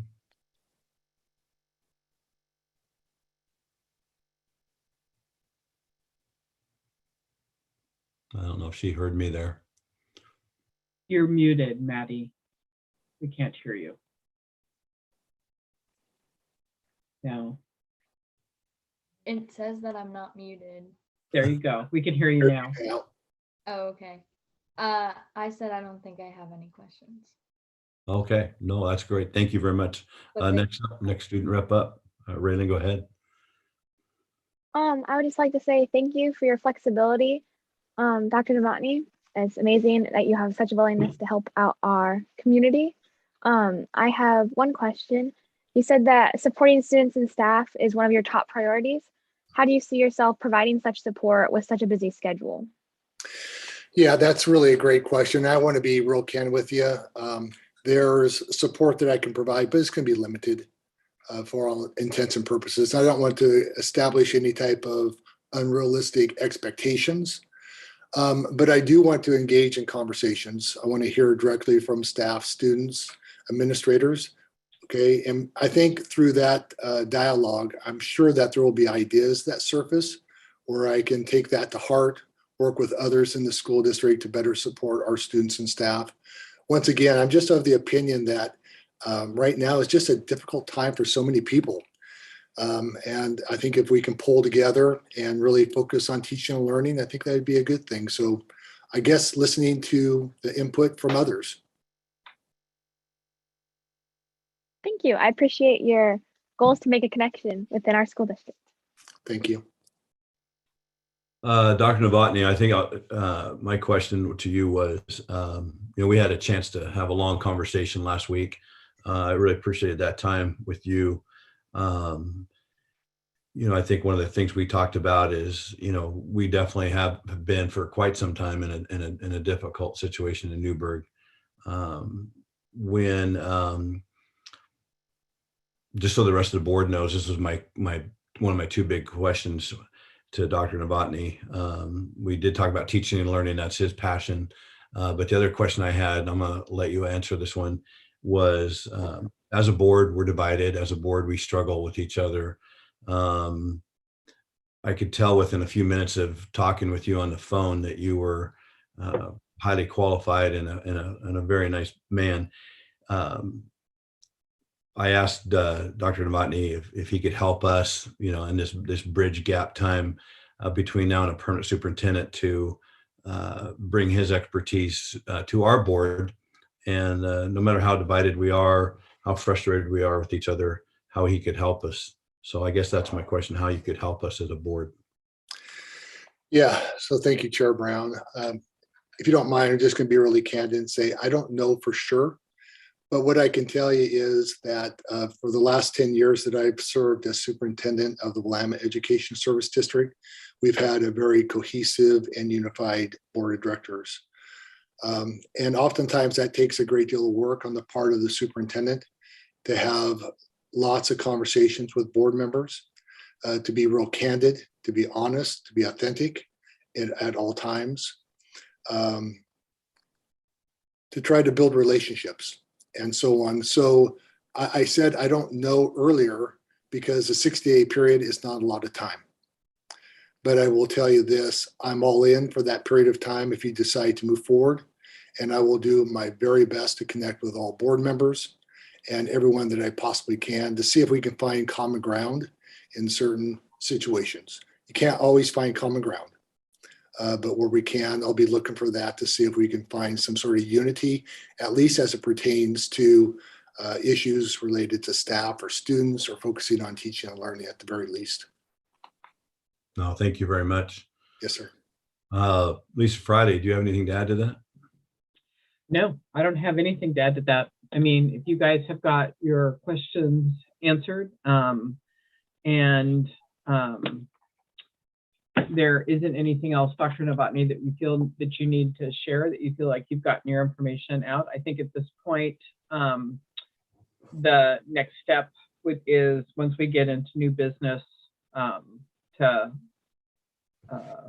look and see whether there's a decision to move forward or not at that point. And if there is a decision to move forward, then we'll work on putting a contract for services together that Dr. Novotny can review and we could ultimately adopt later. So thank you, Lisa. I think the only thing I want to say is just thank you for allowing me to participate. And I hope the rest of your meeting goes well. Thank you very much for being here. Yes, sir. Thank you. I appreciate it.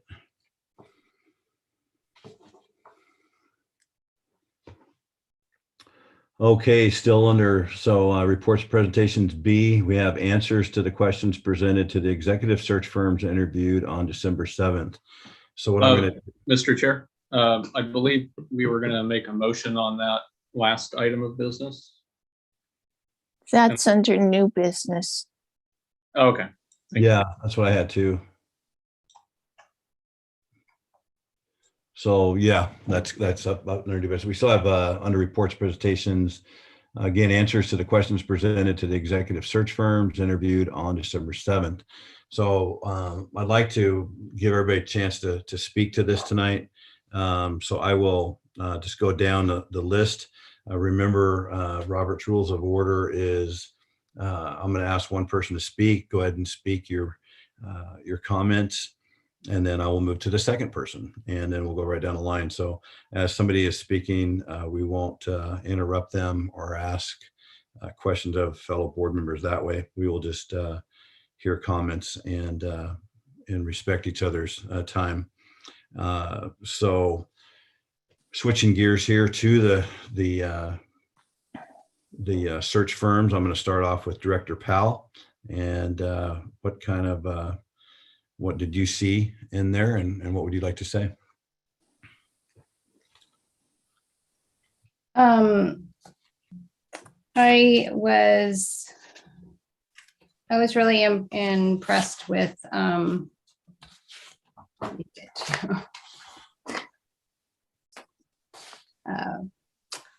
Rob Hess answering all the questions that he did. I found it interesting that he was the only one that was being asked questions, but I think he answered them really thoroughly. And I also like that he added an extra year if we are unsatisfied with the super that he found, that we agreed on, and if we're not happy with them, that he added another extra year. So he would do another search for free. So that was pretty impressive to me. So that is pretty much, I think, all I have to say. But yeah, as I said before, I think it's important that we get leadership in as soon as possible. And then see what kind of candidates come about and interview them. And if they aren't what we need or qualified, then we continue to look for more candidates. So thank you. You're welcome. Director Penner, you're up next. Okay, so I'm sorry, Chair Brown, just to be clear, we're only talking about the question aspect, not like the actual conversation around which search firm. Is that correct? Yeah, I mean, but speak to how you feel about what we heard last week. We it is a big decision, so yeah, no, whatever you heard, speak your mind, go for it. Okay. I think I'm going to wait to talk about my ideas on the 2 search firms until we get to that point in the agenda, but I definitely have some things to address regarding the response that Mr. Hess sent to the board. First, I just want to say thank you to him for his response to the additional questions. I still have several red flags that I see. I think the first was the violation of Director Pyros's rights under the Americans with Disabilities Act. It was not a good foot to start on. Mr. Hess was aware that there needed to be information provided to Director Pyros ahead of time, and he did not follow that. And I'm not confident that he will not omit her from full participation in the future. I have concerns around the a la carte menu of services. In this latest information we got for him to not exceed 15,000.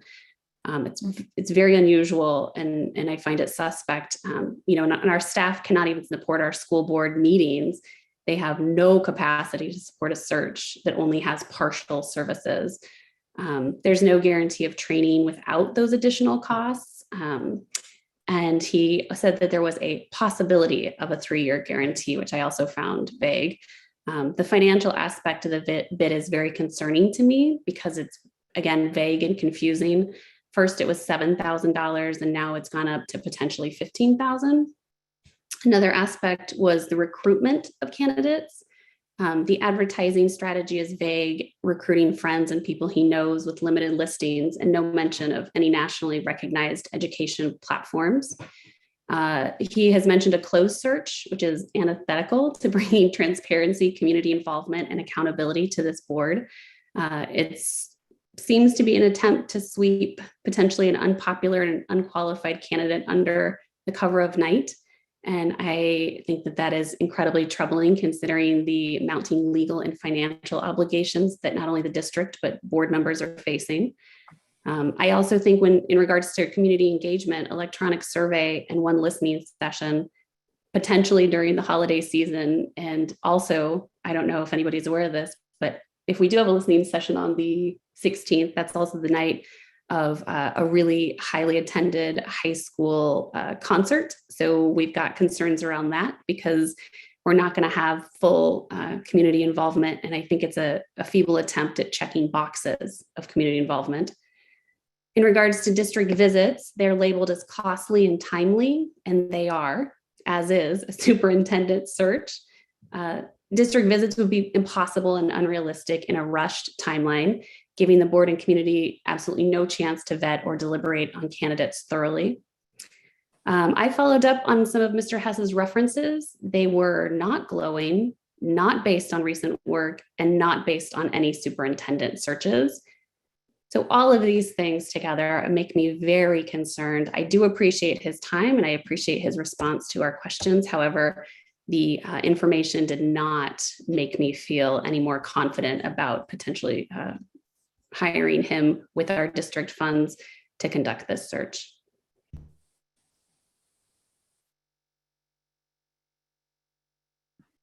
Okay. Director Shannon, do you have anything to add? Nothing on the questions, no. All right. Director Pyros. Not at this time. I will continue to listen and speak later on. Director DeHart. Nothing at this time, Chair Brown. Gotcha. Director Pena. Thank you. I was hoping that the questions would alleviate some of the concerns I had, but that was not the case. So I will share more about my opinions in the later part of the meeting. But again, if the students have anything to add to about the questions, I would like to hear from them. Okay, student rep Maddie, do you have anything to add?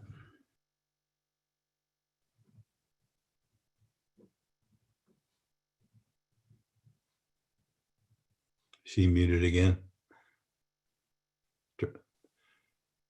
Maddie, are you there?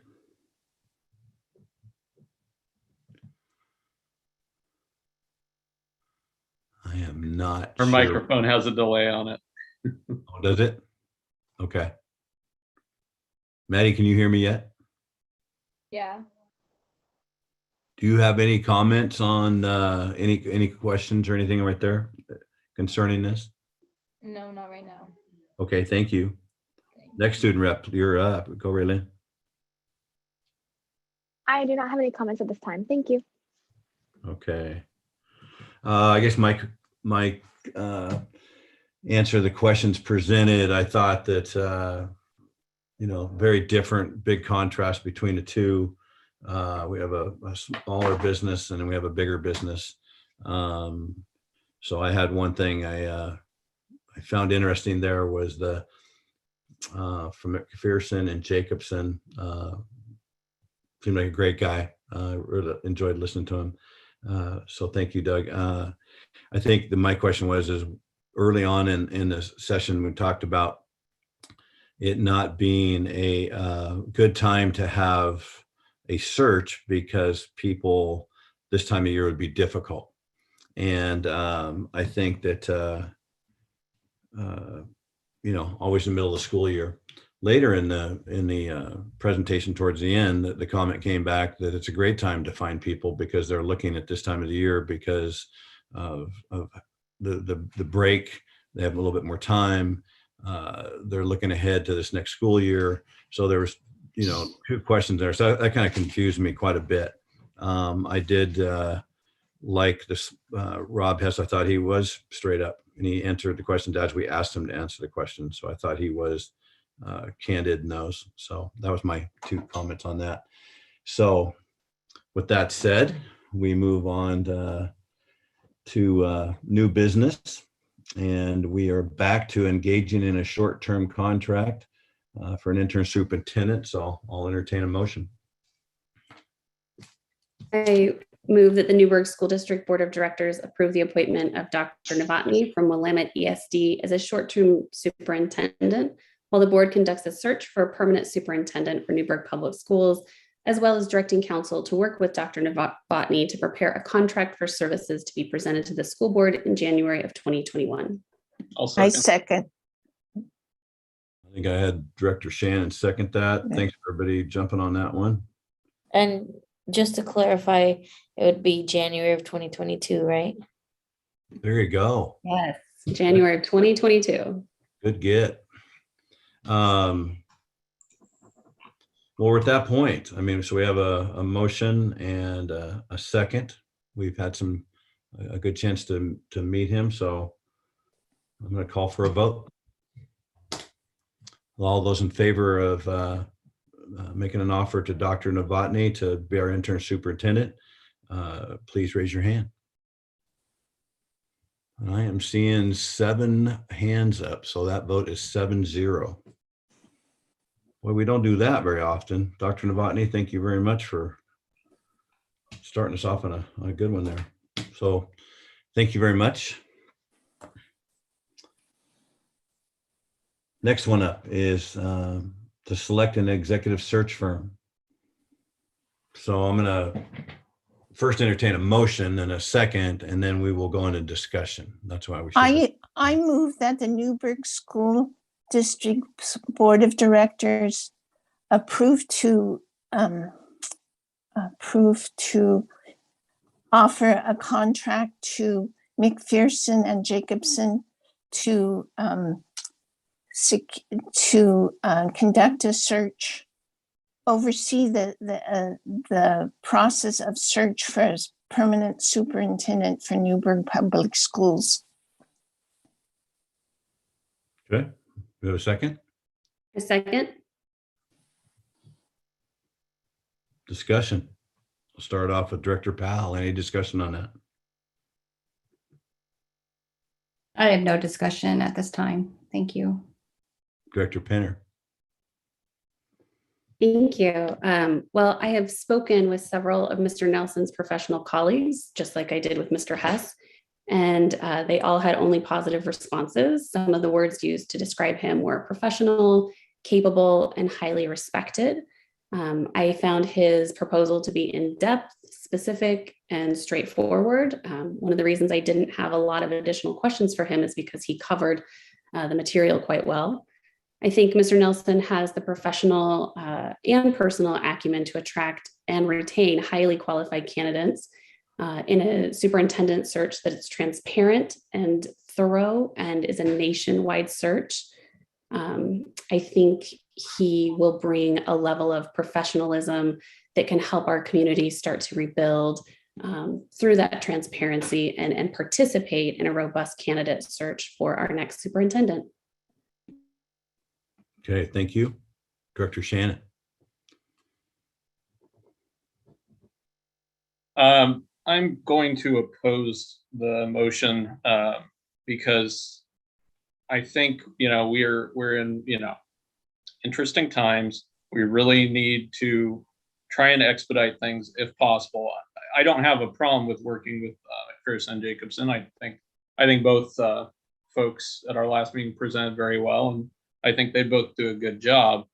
I think that it makes a lot of sense being in the situation that we're in to try and the expedited search route and see what candidates we get back. And we might get a really good candidate. We might get a not a great candidate, and we can move forward with a longer process. It'll give us a chance to work with Rob and see if we like working with him on a shorter term. And if we get to the end of that shorter process and we decide that it's not a good fit, then we can move forward with the other option. But I think that's where I am right now. Okay, Director Pyros. The reason I made this motion is because I think Mr. Nelson has the qualifications and the expertise of working with school boards, having been involved with OSBA and with fellow school boards. I feel that also by looking at a longer search, more geared to what our policy CBB says, that the school board shall adopt a plan of what are the recommendations, what are we looking for, what are the work experience, and that we do this in a public meeting so that the public has a chance to give comments. By doing a compressed version of that does not allow us to follow board policy. And we also, listening to the public comments that we did hear submitted tonight, plus the letters that have been submitted to the board privately or on our through email, that the public wants us to take this matter very, very serious and not rush into it, and to be as transparent as possible. And today I attended a workshop at a webinar through OSBA about collective effectiveness and leadership. And it told about the working together between superintendent and school board. And if that's an effective relationship, that we do improve student achievement, and that we as a school board need to learn how to work more effectively and efficiently and collaborative. And that by choosing McPherson and Jacobson, they will help us to go through the steps on how to gather consensus, how to gather feedback from our constituents, from all the constituents. How do we as a board navigate through, what do we want as a new superintendent, and that we can work together. And it could become a very unifying experience. But if we rush it, I'm afraid it's going to bring more division and more division in this public, and distrust in the public. Okay, thank you. Director DeHart.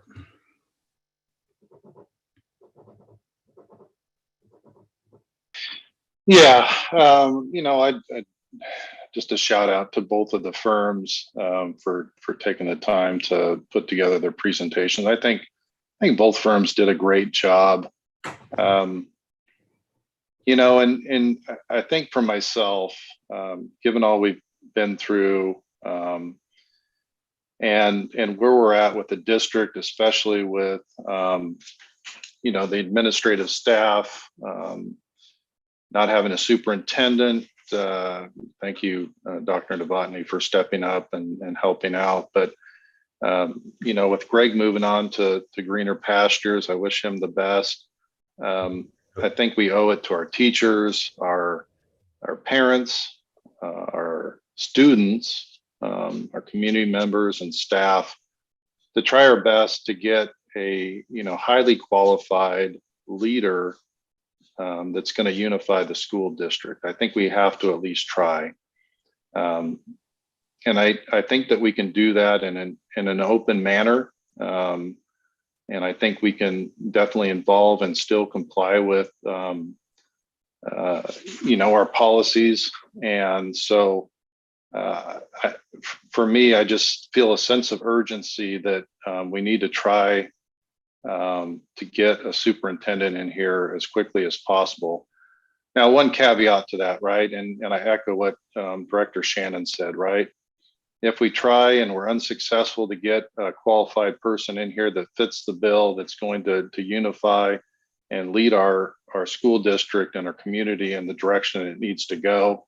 If we can't find that individual, then I'm fully on board with extending the surge. Now, I know we've read some of the emails out there that think that, we want an accelerated search because of what's going on, right? I think Director Shannon, you said the 800-pound gorilla in the room. There are recalls. I'm not worried about that, right? My concern is finding a qualified, highly capable leader to serve as the CEO of our school district. So I don't know where we'll be in 5 months if we take the long route. Maybe that will be the end result. But at the very least, I think we've got to try and see who's out there. And I guess I would have one comment. I do believe that we need to have transparency in the process and community input. I know that Director Penner said that she didn't like the idea of, and correct me if I'm wrong, Director Penner, but having a closed search. And I think what was described in that is that there's a lot of currently serving superintendents out there that may be looking, but don't want to put themselves in the position of being out in the public and causing turmoil within their own school district. So I think at the very least, at the beginning of this, if we can attract more qualified, highly capable superintendents to do it in, a closed door session until we get it down to, 3 or 4 or 5 individuals that we feel would possibly fit the bill, and then presenting them to the community. I think that there's a lot of advantages to that. Okay, thank you. Director Pena. I have a clarifying question before I talk about it. Greg, are you leaving us too? I think he just said that. Sorry, I meant Derek. Sorry. Okay, I started freaking out a little bit. Sorry. It is also 1 a.m. close to 1 a.m. where I'm at right now. So I was like, maybe I'm just loopy because it's late. So yeah, so why I would support this, not only was the information much better than the other firm, but also I would actually be willing even to table this because this is a big decision, who we select to help us find our next superintendent. And I think that we have pushed and tabled other motions before that have a simpler answer. And, there's still some complaints that we haven't even dealt with, given the nature of where we're at and everything. And if we were to move forward on this vote, I would support this. If we were to need more time to ask different questions or involve other people, or even come together and figure out what is it that we're looking for in a superintendent. Obviously, I would not want a closed discussion, but more of an open meeting where maybe it's a work session, I don't know, but we discuss what are the things that we're looking for in a superintendent. And the other thing too is I did ask the question of if we were to bring on Dr. Novotny, if he would be willing to extend his services. And, that is a possibility. So I don't feel that urge to decide on a superintendent by January. That to me is ridiculous. So that is my opinion. And yeah. Okay, thank you. I guess for me, it's like, I feel like we do need a leader right away. I've been in the district for a long time and have gone through 2 superintendent searches, and actually 3. And the last 2 were long, and you can agree or disagree on how those turned out. That's a question that for another time. I think to me, the transparency won't go away. But if I was a candidate, say in Idaho or California or whatever, and I wanted to come here, having a search where they can apply, see what kind of candidates we get, we may end up with some top-notch candidates where they don't feel vulnerable in their own district. But for me, it's the same thing. If we don't attract those kind of candidates, then we jump in again and we just start going for it again. Trying to do something by January is going to be too quick. But if we move, however we move, if we get candidates coming back at us, we'll have an excellent opportunity to keep it very out in front of the public and the staff to see what they think. I don't care about the recalls either. I don't agree with them, but they are a reality of what some people want to do. And if we go to that recall point and we go past that, however it works out with our search, then again, I think we'll attract better candidates if we go a closed search. That doesn't mean a closed search to our community. Once we have a closed search, they'll present them to the board. All of us can sit back and talk to those people, and we can move forward if there's anybody that we can agree on to bring to the public. The public absolutely, and the staff are going to get a chance to be in front of these people. Recalls are not, and so that's how I feel. So we have a motion and a second. So I'm going to say, Is there a chance to have another comment? sure. The second round, the comments. Go ahead, Rebecca. Okay. I think what you're missing about the closed search is what Rob Hess suggested was that 3 board members were to be the deciding factors of the interviewers, and that it was more done by committee, and that that's what I disliked about the breakthrough consulting and doing it compressed, that because which 3 board members are going to be the committee, and to justify going without McPherson and Jacobson, they are a qualified, long established, and has done searches for districts our sizes and bigger, and that the experience we would get from such a company is not one we would get from the other.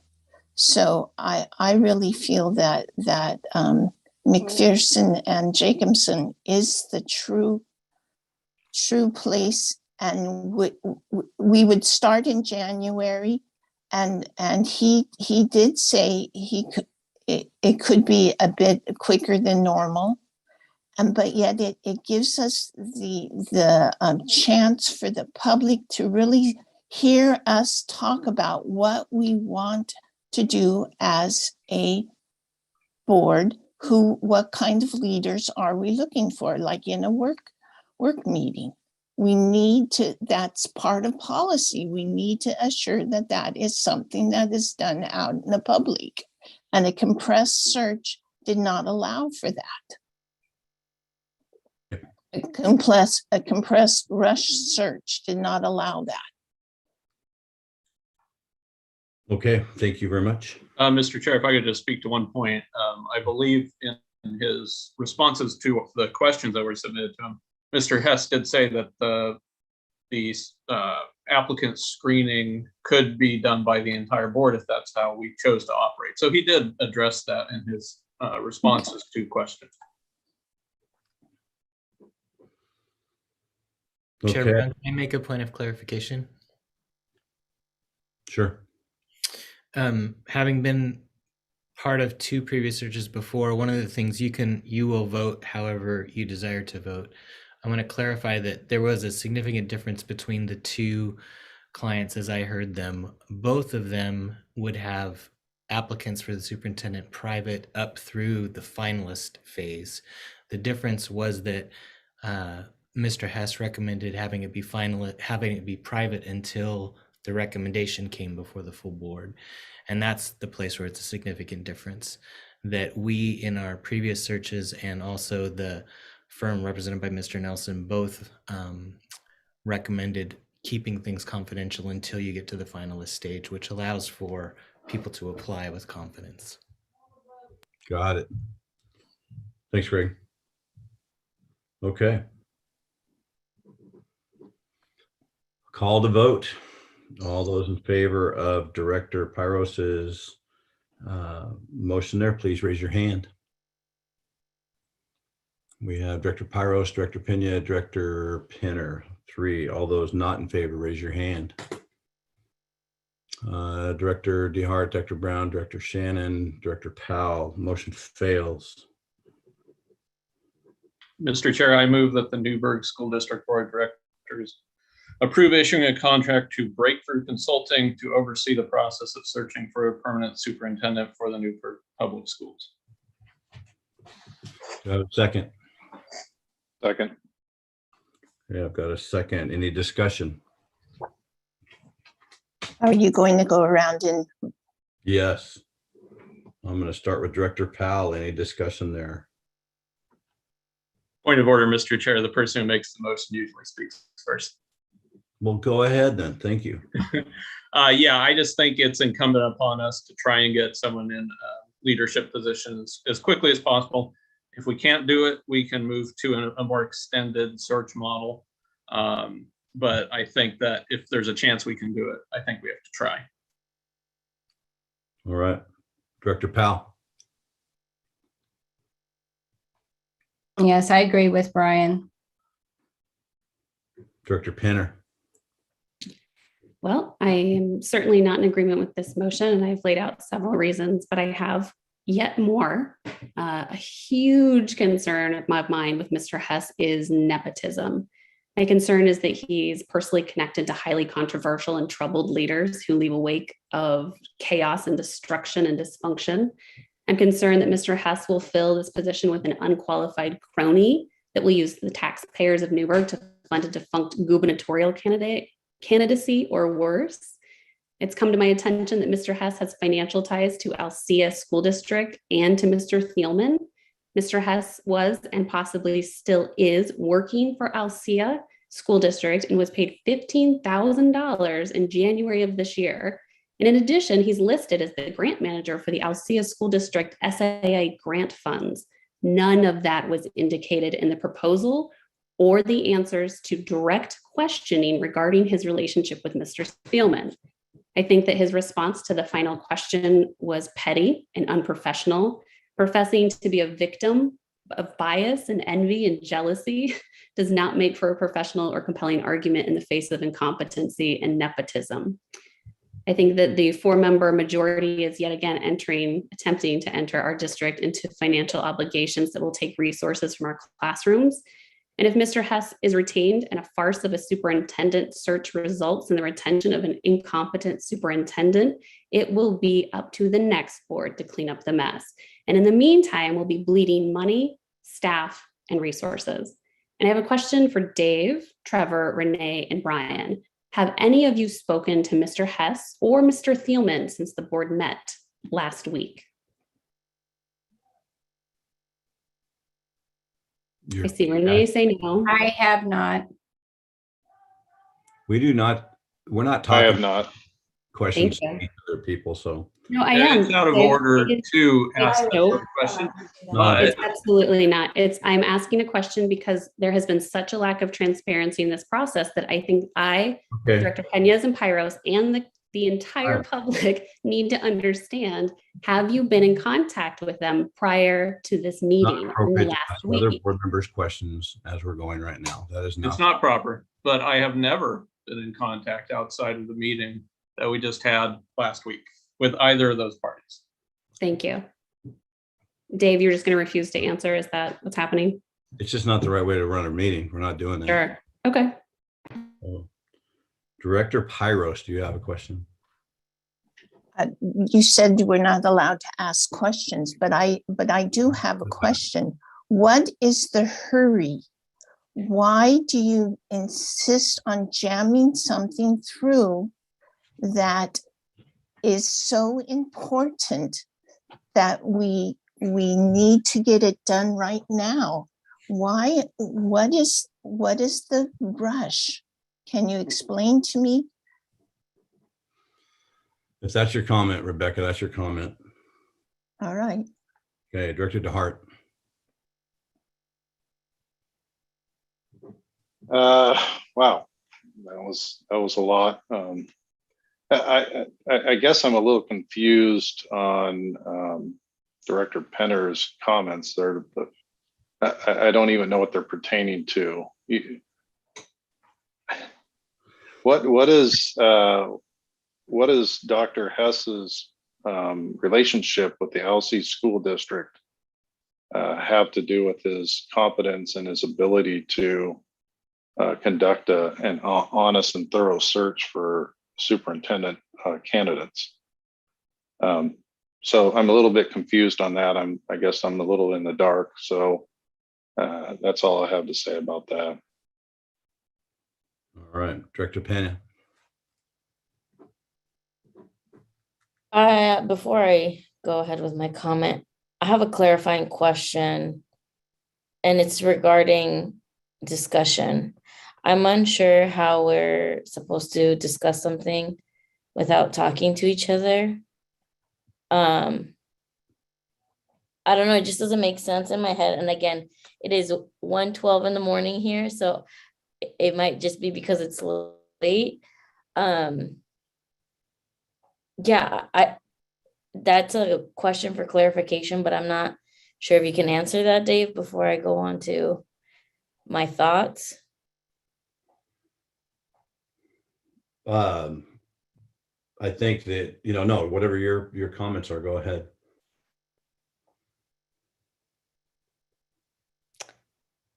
So we're not discussing then. We're just commenting. Yeah, you can make whatever comments you'd like. I mean, we're not gonna go back and forth with each other and debate each other on this. It's not the right way to operate. So, but you're open to make whatever comments you'd wish. Point of order, Mr. Chair. I believe what you're trying to express is Robert's rules of order require that comments and questions be directed to the chair and not to individual members. Is that correct? Correct. Thank you. Okay, so future questions, just to clarify.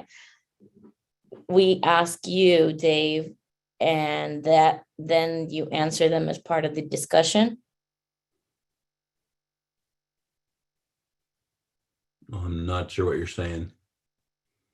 If the questions are supposed to be directed to you, Right. are you supposed to answer them so that that's our discussion? I'm just trying to understand this process because. Well, it's not where like you're gonna debate between Brian and you. We're not gonna do that. We're just Right, and I'm not interested in that either. Yeah. I'm just trying to see how we're getting answers to questions because there's no clarity. And if we're not talking to each other outside of this, this is the only space where we're supposed to talk to each other because it's in public. Right. But if we can't get our questions answered, I'm not sure then what the point of these meetings are. Well, I think you make your comments right now, and then if we have to go around the room again, we do. And you know, so after you go, I'll go, and then I'll start back again with Director Powell if she has a second comment to make after we've heard each other speak. So again, if we have to go through a second round of talking, we will for sure. Okay, well, based on the information we have tonight, I am not comfortable voting for this firm.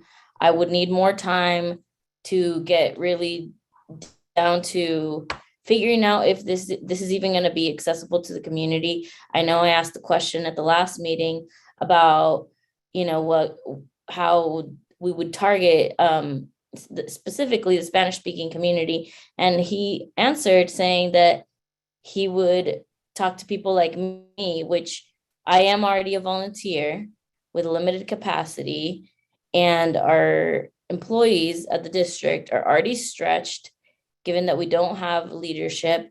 But part of what I'm interested in before even contracting with any firm is we don't even agree on defining what a leader is. What is a leader?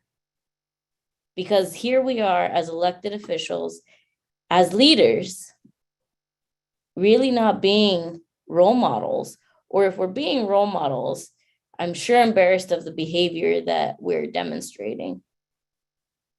So I would like for us to discuss or even figure out, what does leadership mean to us as a board? What is the kind of leader that we want? And before that, I don't think that I'm ready to hire this firm, because I'm not even sure that we would know what kind of candidate we're looking for.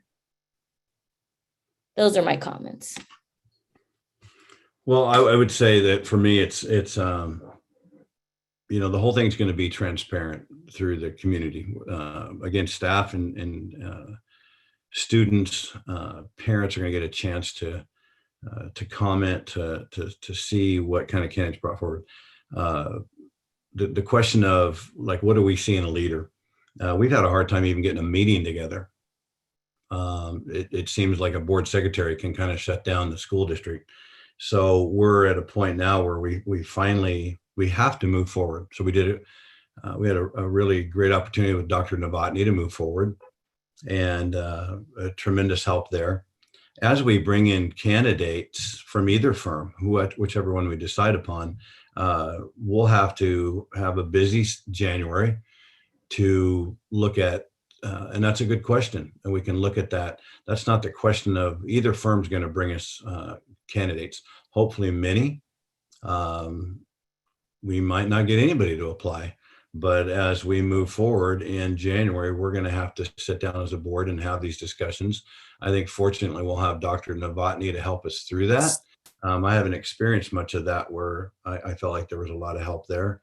And I'm looking forward to that, to having somebody of his caliber before us to help us try to talk to each other. And so for me, what we're looking for is definitely a question we'll have before they would bring us any candidates. So I think it's a good question, and I would love to have that conversation. I think Dr. Novotny will help us walk through that. You know, for me, again, it's the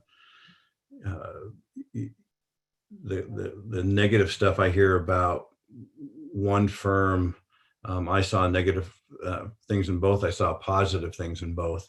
I think we all have to vote how we feel the person's going to bring the most candidates to us that we are going to be able to deal with. If we don't get the candidates, I won't vote for any of them. So if I'm not recalled and I'm still here and I don't like any of the candidates coming forth, they won't be here. As far as having a preordained candidate, that's not happening. And so the comments that come about that kind of stuff, I don't care if this person's young or old, man or woman. I don't care what color they are. I don't care what anything about them. It's going to be, I'm going to vote for the best candidate. And I want a leader, and we need a leader sooner than later. For me, that's my opinion. I know some of you don't agree. You want a long drawn out process. I've been part of those and haven't agreed with them. But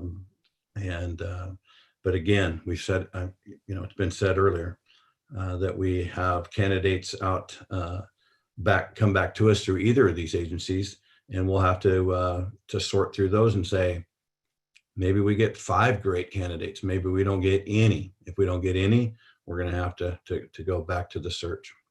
So that's how I feel. That's my comments. So we have a motion. Did we have a second on that, Director Shannon? You did. I believe we did. Okay. And are we going around another round, or is everybody done? I'm not done, but I don't know if we're going again. Okay. I'll go around again. Director Powell, do you have another comment? No, again, I just think we need to get some leadership in our schools right away. And so I agree that we'll do a search, and as we're looking at these candidates, then we can decide who is best going to be the best leader for our schools. So. Okay. Director Pinner. I think I've said quite a bit about this search firm. I think the one thing I'd like to just add, Dave, is something you just said, and I want to be clear that the actions of our board secretary are not what has shut down this board or this school district.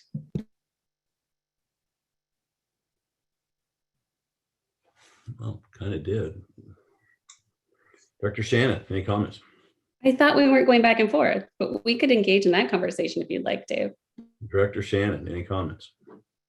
No, I've made my perspective clear. I would just ask that members not spin wild conspiracy theories and impugn the character of their fellow board members and vendors and anyone else with zero evidence to back it up, because that hurts everybody.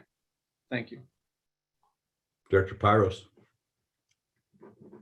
Well, I really feel that I have a point of clarification.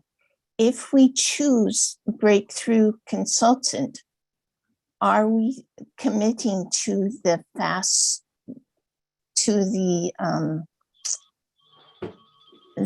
compressed search? That is the only thing that they were offering, that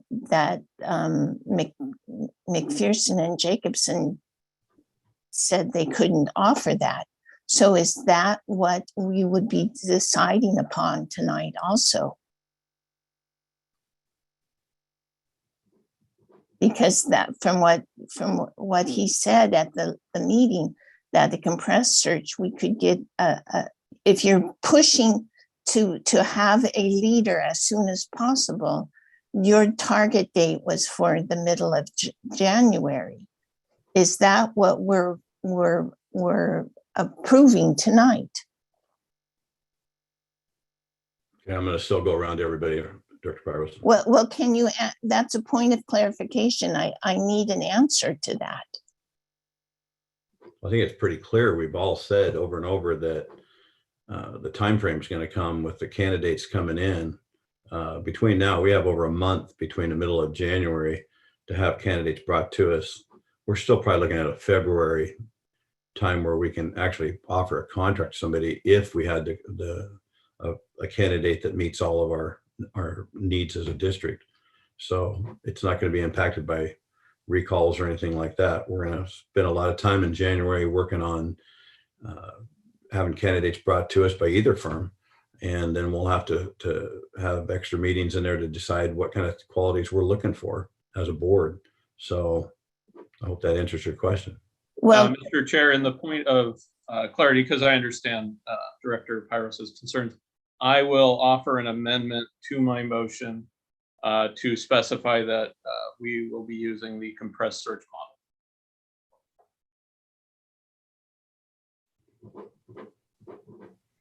All right, Director DeHart, any You need to call for a second on that motion, Dave. Okay, we have a second on that? I'll second.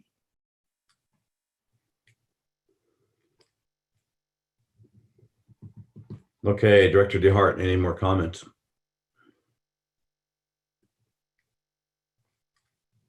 well, I had a point of clarification. Could I make my comment now? No, we're going to move on to Director DeHart and get through everybody first. And just to be clear, Dave, now we have to do the motion to amend before we can pass the main motion. So now the motion is to amend to include the compressed search model.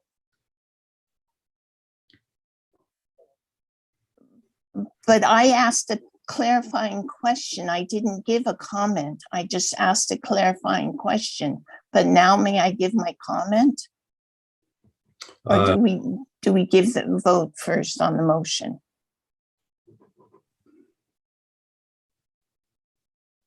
So are we back to a motion here? I mean, we have two motions now. The main motion is to adopt breakthrough.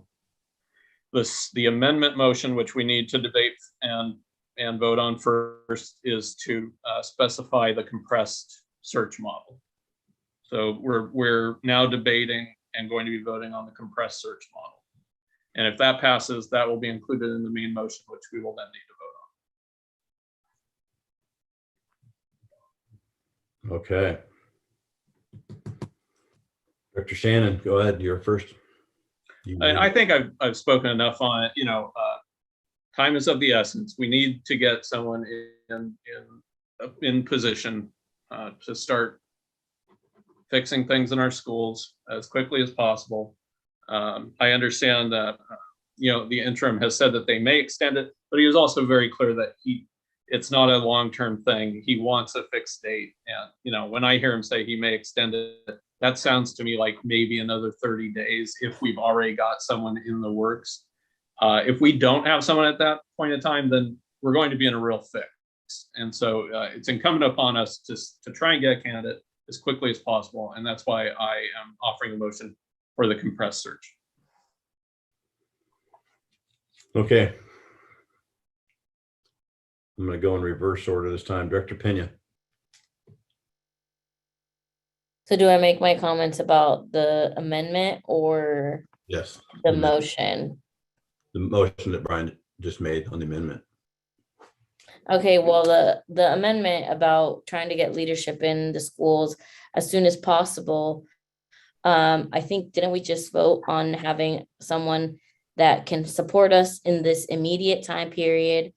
The answer to that is yes, because I am in this meeting.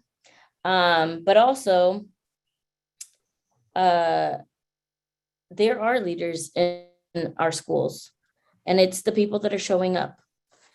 It is the teachers. It is the people feeding the students. It is the bus drivers. It is the custodians. It is the secretaries. Those are the leaders in our schools right now. They are showing up. Okay. Thank you. Thank you. Director DeHart.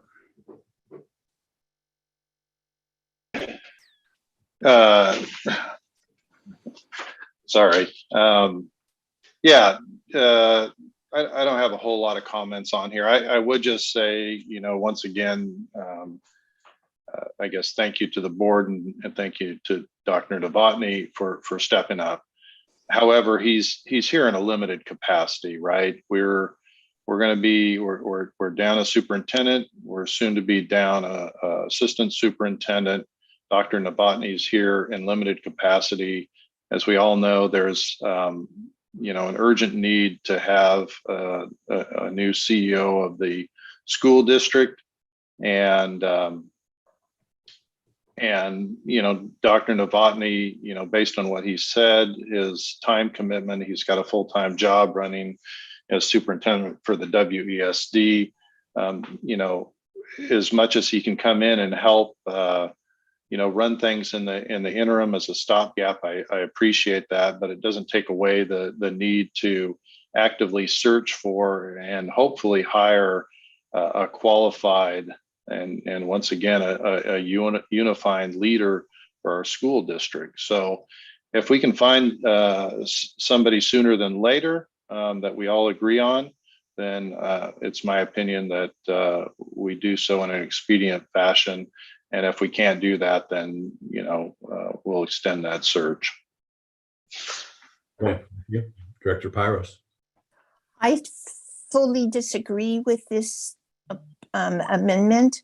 I feel we have not listened to the public comments, and the worry that this compression of time will not allow us to do our due diligence, to do our duty to our policies, to fulfill that. And I feel that it's another instance where we're being forced or jammed through another disastrous decision. And I'm sorry. And I would like to hear from the student representatives also. Okay, we're still going through our board here. Director Pinner, any comments? I agree that with Director Pena that we have leaders every single day in our district, and I see them every single day with my own children. And so saying that we are leaderless is an abject false claim. And I think that the problem of the board currently without a superintendent, board secretary, or soon to be assistant superintendent is, again, not because we lacked amazing leadership, it's because of the dysfunction of this board. I have massive concerns around this board being capable of performing a traditional, thorough search, let alone a abbreviated, compacted, compressed, whatever you want to call it. I think it will be reckless. I think it will lead to turmoil. I think it will lead to more community outrage. And I agree with Director Pyros that our community is telling us what they want. They've been telling us the whole time, and there's been a consistent wall by board members who refuse to listen and refuse to be transparent. So I am done with the discussion. It's clear that the decision, as always, is made prior to this meeting, and that we are here for performance only. Okay, Director Powell.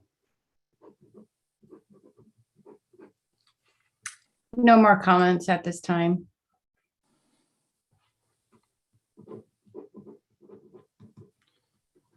Nothing's been decided. Nothing was talked about. Nothing was going.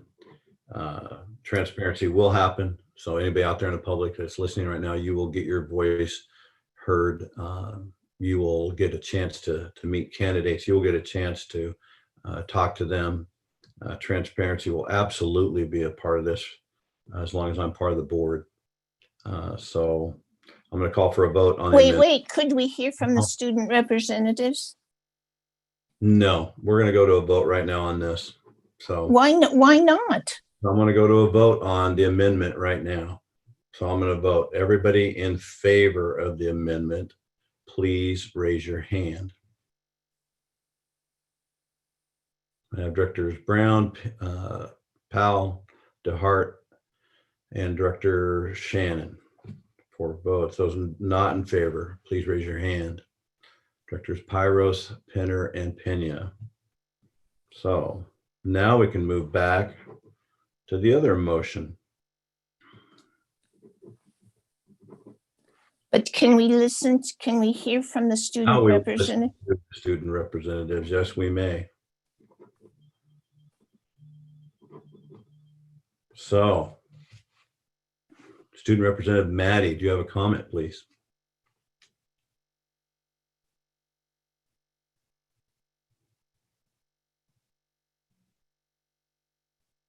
For some reason, I think it's still, the audio didn't come through. I'm sorry. Oh, I get you.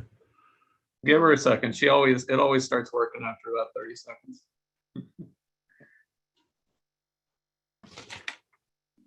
Can you hear me now?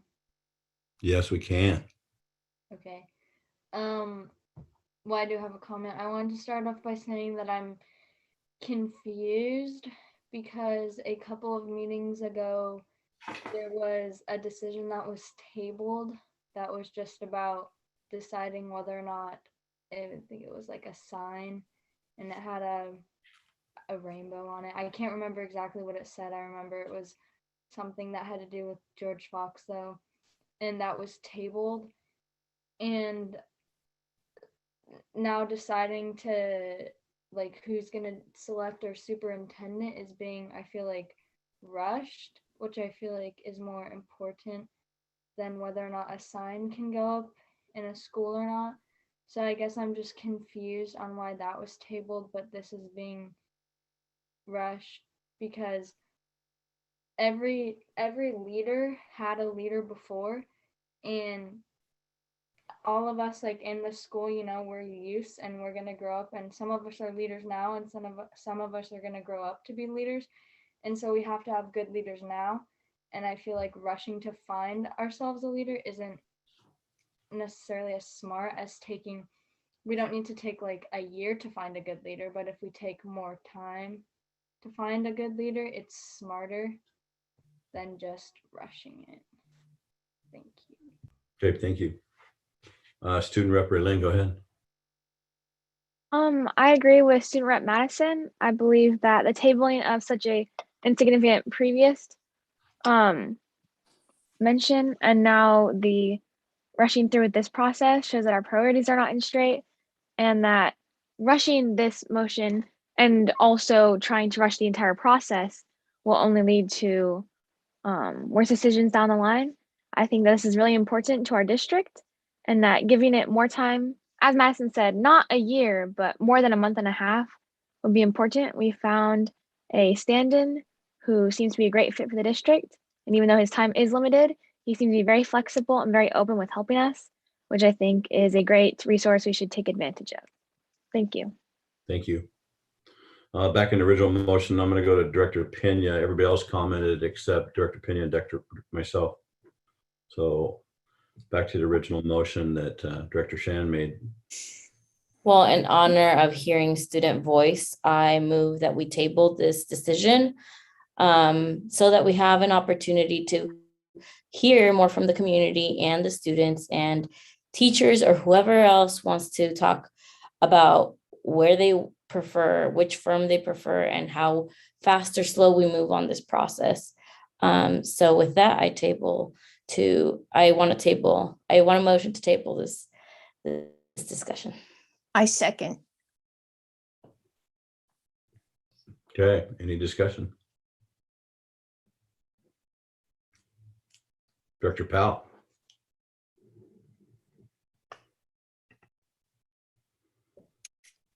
No discussion at this time. Director Pinner. Clearly, I'm going to support the motion because I agree that with the student rep comments and with Pyros and Pena's comments about the rushed nature of this and the fact that it will not be, we can't decide on a search firm in a constructive way. I have very little hope that we'll be able to develop criteria and have a competent search for a superintendent. Director Shannon. I have no comments. Director Pyros. I move that I agree to table this, that it's too big of a decision to be made lightly, and that we have made these decisions seemingly in a rushed manner. And that's why we are in the place we are now. We need to really follow policy in this. And I feel that if we can table the motion and really look through policy and have a plan of how we're going to do this, we can we can come together. And I have I'm maybe an optimist, but I think we should be able to be collaborative and learn how to work together through these issues and not push them through. That does not bring a unity, that brings opposition. And I think we need to listen to our students and our public. Director DeHart.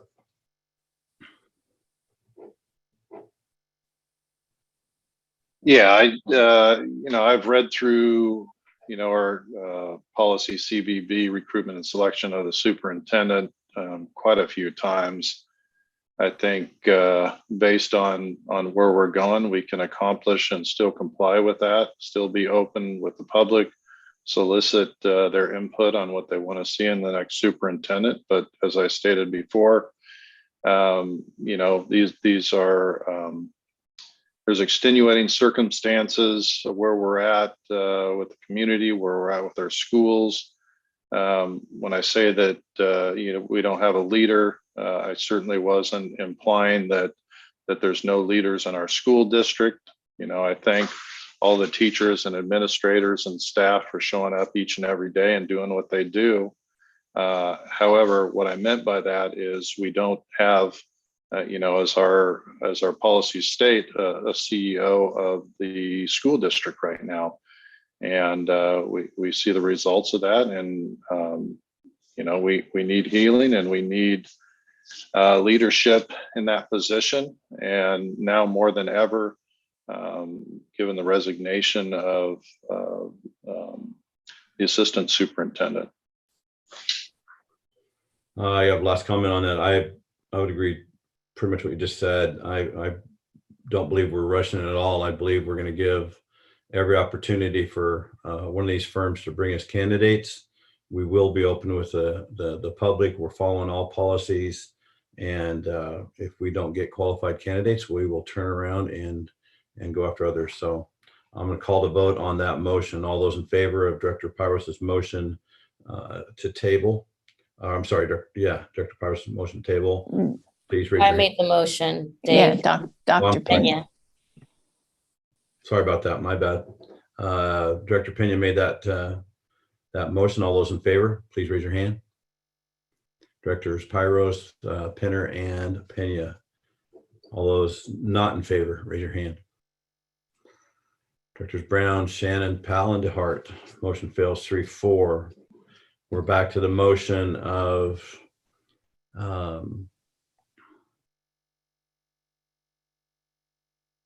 going backwards here.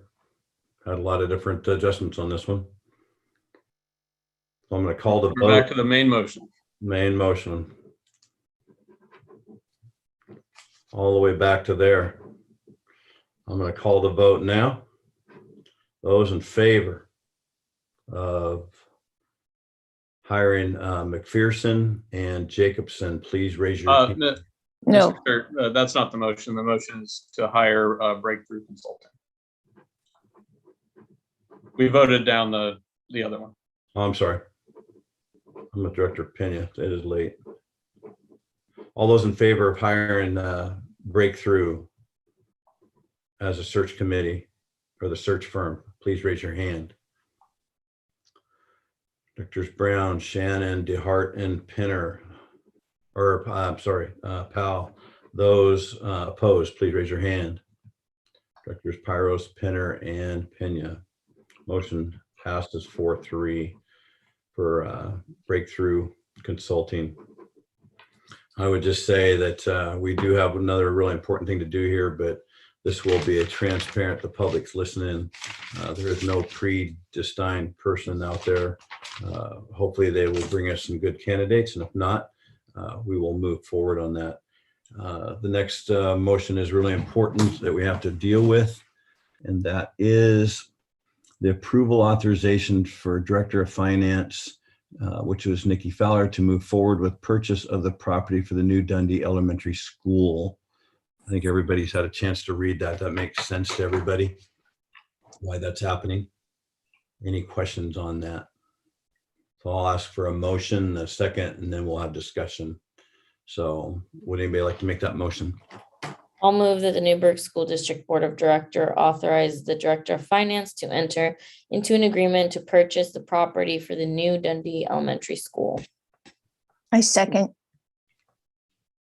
Great. Any So dis- just clarification, Director Brown, this is not for the school, but for the school site. Correct. So discussion, I'll start with Director Powell. Anything to say about that? No, I have nothing at this time.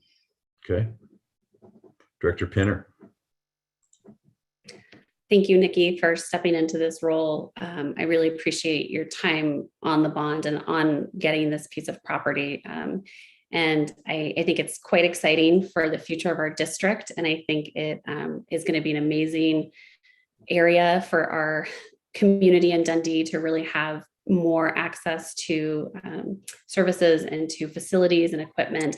And I think it symbolizes a very bright spot in an otherwise very dark and difficult time. Director Shannon. I have no comments. Director Pyros. I'm very thankful for Nikki for handling this. I'm very thankful that it's come to this, that we can still take this step. And I support the motion. Director DeHart. Yep, no comment. Director Pena. Yeah, thank you, Nikki, for adding to your plate. And I know that this is a huge responsibility, that had we not rushed on other decisions, we wouldn't be in this situation. But thank you for your time and dedication to our district. Okay. Nikki, thanks again for doing that. I'm sure there'll be more help coming your way soon. And I appreciate that. So I'm going to call for a vote on that. All those in favor of the motion to allow Nikki Fowler, Director of Finance, to move forward with this and allow her to sign on that. If you agree, raise your hand. It looks like we have all board members voting 7-0. That passes. Thank you very much. Thank you. Nikki, thank you very much on that. At this time, again, I guess I would just finish with, I hope everybody has a great Christmas. I know, again, I'm looking forward to Dr. Novotny to help us through all these different processes. And I think he's going to be a breath of fresh air to this board. We definitely need somebody like him to maybe make us all better. And we will see how we move forward in January. We'll have a busy month. So rest up over the holidays. And we will definitely have the opportunity. I think one question I thought was a great question, Director Pena, you had that question about, what a leader is. And I totally agree. I think that's something in January when we get back together, we'll be able to spend a long discussion on that. Again, I think it'll help us as we lack trust or all the different things between each other. I think we can all agree that Dr. Novotny will be a big help there and a big breath of fresh air. He'll be able to direct and lead us in a way where we can, obviously he's a great leader, and I think we'll be able to draw on his opinion on that. So I'm looking forward to that. And I really am. I think that was a good question, Inez. So think of those type of things that we'll be asking moving forward, what we're looking for. We got a few more days here in this school week. I hope all the staff out there has a great holiday. And again, being around it, if you're not a basketball, swimming, or a wrestling coach, you're probably going to get a couple of weeks off. So if you're one of those coaches and an admin that has to watch their games, then you have some responsibility. So I have a clarifying question. sure. Oh, sorry. Go ahead. Are we, and maybe this was already talked about, are we not having the listening session then this Thursday? No, Lisa couldn't pull that together, and we didn't have everybody could be there. So Okay. we'll have to have all those public comments, which we will, moving forward in January, just to see what, those look like. And again, we'll have Dr. Novotny to help help us kind of direct how we can do some of those meetings. And then hopefully we'll have the board secretary on board by then. And that'll help with some of the workload down to district office. So we definitely will have some extra sessions in January. Okay, And do we have time to, are we going to be able to listen to more public comments that we said we would if we had time at the end of the meeting? Yeah, I was just trying to wrap that up because once we get right to 10, we lose our interpreters. And so I'm going to ask Lisa Friday to come back on and finish as many as she can. And Lisa, you have about 14 minutes. So are you ready to go again? Sure. You know, they said lawyers do nothing but talk, so we'll see how fast I can make this happen. Okay. Oh. All right. Specifically, Directors Brown, Shannon, DeHart, and Powell. I'm a mother, an educator. I'm a wife of a veteran, a woman of color, and I'm your neighbor. I've spent countless hours in the classroom and campuses of where our kids go to school, volunteering and substitute teaching. I'm heartbroken for what is happening in the school district. Specifically heartbroken by your insistent framing that there are adult political messages that have no part in the school district, despite evidence provided from experts, teachers, counselors, and others. You and your craven attempts to deny allies, people of color, or other historically marginalized voices a seat at the table stand in direct opposition to the construction of the inclusive community you believe already exists. Your service as stewards of public education is needed not in the messaging, but in the work necessary to build a strong foundation for future success. There isn't room to advocate a return to basics because in doing so, our children will be left behind in this growing and changing world. Your job is to ensure there are opportunities for our children to grow into mindful civic participants by sheltering them from the realities that exist and using antiquated language. You are personally doing them a disservice. You and your desire to shape the conversation have caused tremendous suffering in the community. In this way, there is no denying the second tenet of Buddhism, which states that rejection of reality, especially to support one's worldview, causes misery. You and your misworded big words like jurisprudence are gaslighting the community. When you say that we need effective leadership to begin the healing process, you need to tell us what that looks like. Because you fired an effective leader and your actions have made it clear that you are unable to embody the qualitative or quantitative criteria which public opinion has adopted over the past decade. You are effectively holding our students' futures hostage. Melanie Taylor. Greetings, board members. I am writing to you as a mother of 5 within the Newberg School District and out of concern and dismay over the actions of the 4 majority members over the course of the last several months. It has become more clear with each meeting that the actions being taken are driven by personal and political agendas and without concern for our students. The firing of Superintendent Morlock was a bridge too far for many of us in the community, and the reverberations, such as the loss of Derek Brown and Jen Nielsen, have also caused more uncertainty and fear. Is this the intended course? Do you wish to see our district crumble for your own personal objectives? Have you brought an enormous amount of shame to our community? Lawless actions have become the norm in our recent board meetings, and our district and children will be paying for it for many years to come. And now the majority members are using individuals within our community who have their ear to recruit like-minded people to help run our school board meetings. This is completely appalling development that the entire community should be aware of. Student and parents are tired. We are tired of the careless action of this board. We are tired of the instability your actions have caused to our schools. We are tired of seeing our reputation both locally and nationally be destroyed. Sadly, the consequences will reach much farther than just our schools. Our home values will decline. Our small businesses will be harmed. There will be a domino effect, which we will all feel. Please change course and consider the harm you're doing. Refrain from hiring a superintendent till the community has an opportunity to use our collective voice at the ballot box, recalling both Brown and Shannon in January. Rushing this process before then will cause more division and lack of trust in your leadership. Thank you for your time, Bethany Caruso. Hello, I'm a former and soon to be returning resident of Newberg and now have 2 small boys who will soon be beginning their journey through the Oregon education system. Following the happenings that have been made public, which does not seem to account for a lot of actions by the school board, has resulted in both my wife and I reconsidering our decision to move back into Newberg, given the chaotic mess members of this board so willingly embrace and run into. You are in a gifted position to oversee an establishment that is equipping all of our children with not just basic fundamental knowledge, but in my opinion, the most the much more valuable knowledge of how to operate and work with each other in this great society of ours.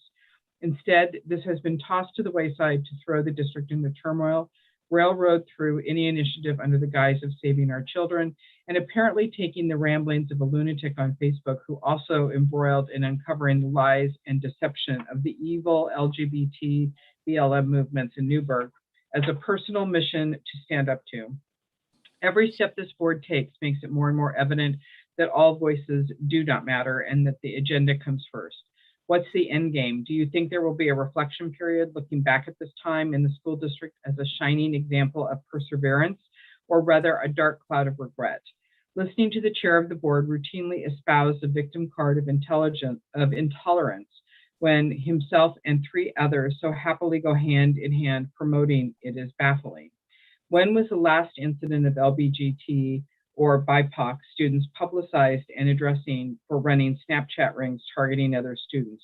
When was the last reported incident of a misinformed educator dressing up as a Harvey Milk or someone else to get a misguided point across? I don't recall seeing or hearing those, but I do recall a slave trade incident, a teacher in blackface. I think Newberg clearly has some issues to work through, but I and others feel that maybe it's not signs of support for identifying movements that cause these issues. To see how far this district has been dragged down and into the mud in the past 6 months, both at local and national level, is sad, absurd, and entirely unnecessary. To see the superintendent of this district removed in such a callous, uncalled way is despicable. Newberg is better than this, and it deserves better than this. A quote that I recently discovered and that I believe you all may be familiar with and would probably benefit from reflecting on. Just remember that from the darkest dark comes the brightest light, so everything will work out eventually. Dr. Joe Morlock. Thank you. And that is Robert Carlson.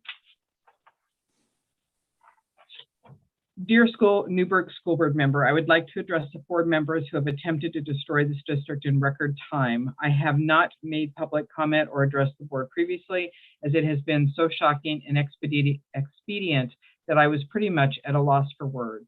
My family has had a farm in Newberg for over 35 years, and I have lived here for 16 years.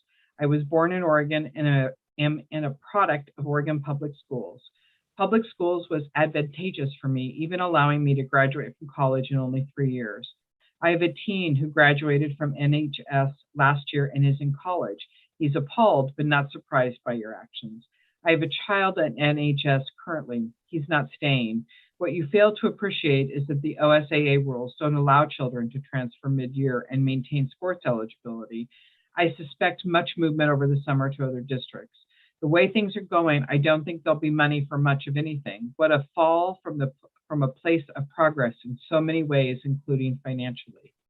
There may be hope for the younger kids because this is going to take at least a decade to fix, but not for the kids hoping to go to college. I don't think college admission counselors are living under a rock. I do think they know Newberg's current reputation.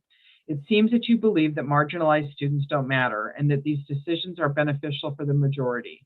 You are wrong in every way. Your decisions have an impact on every student and only in a negative way.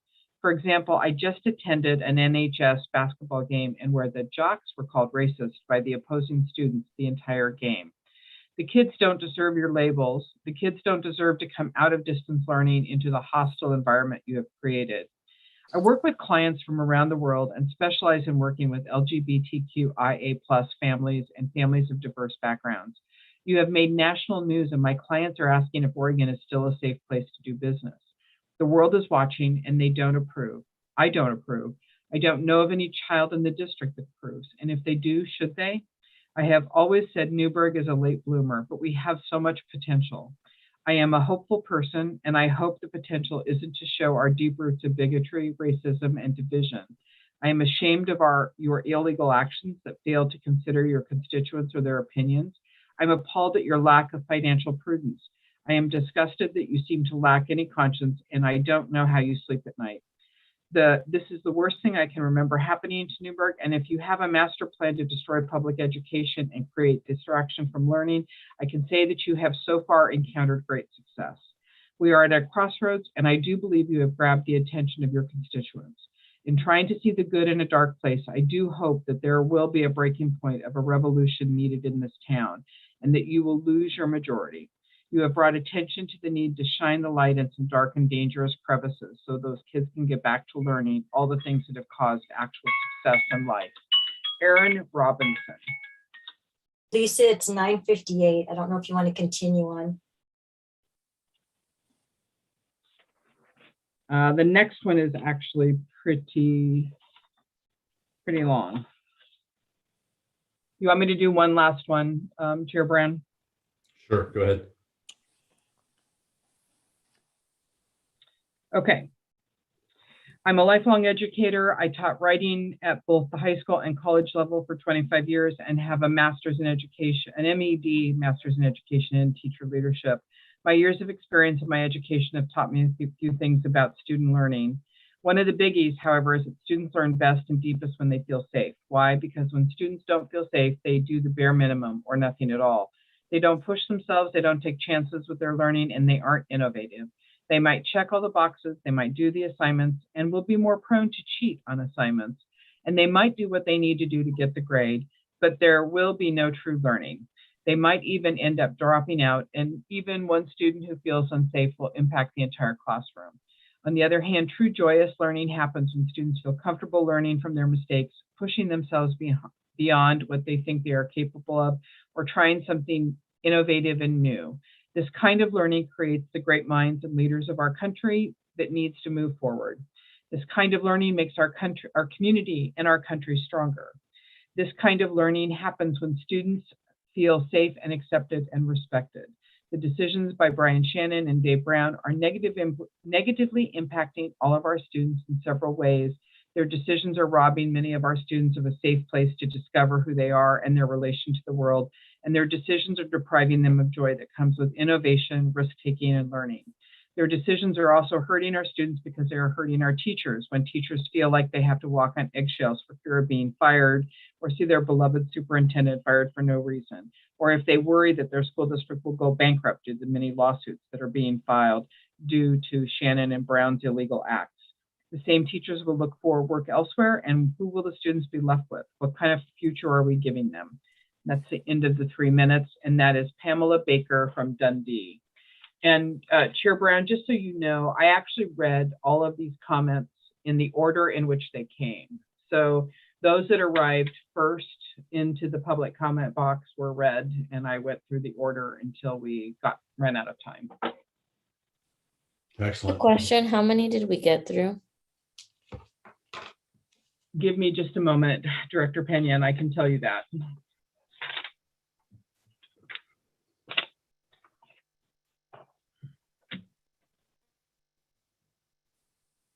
$25. And how many total did we get? I believe the number was right around 80.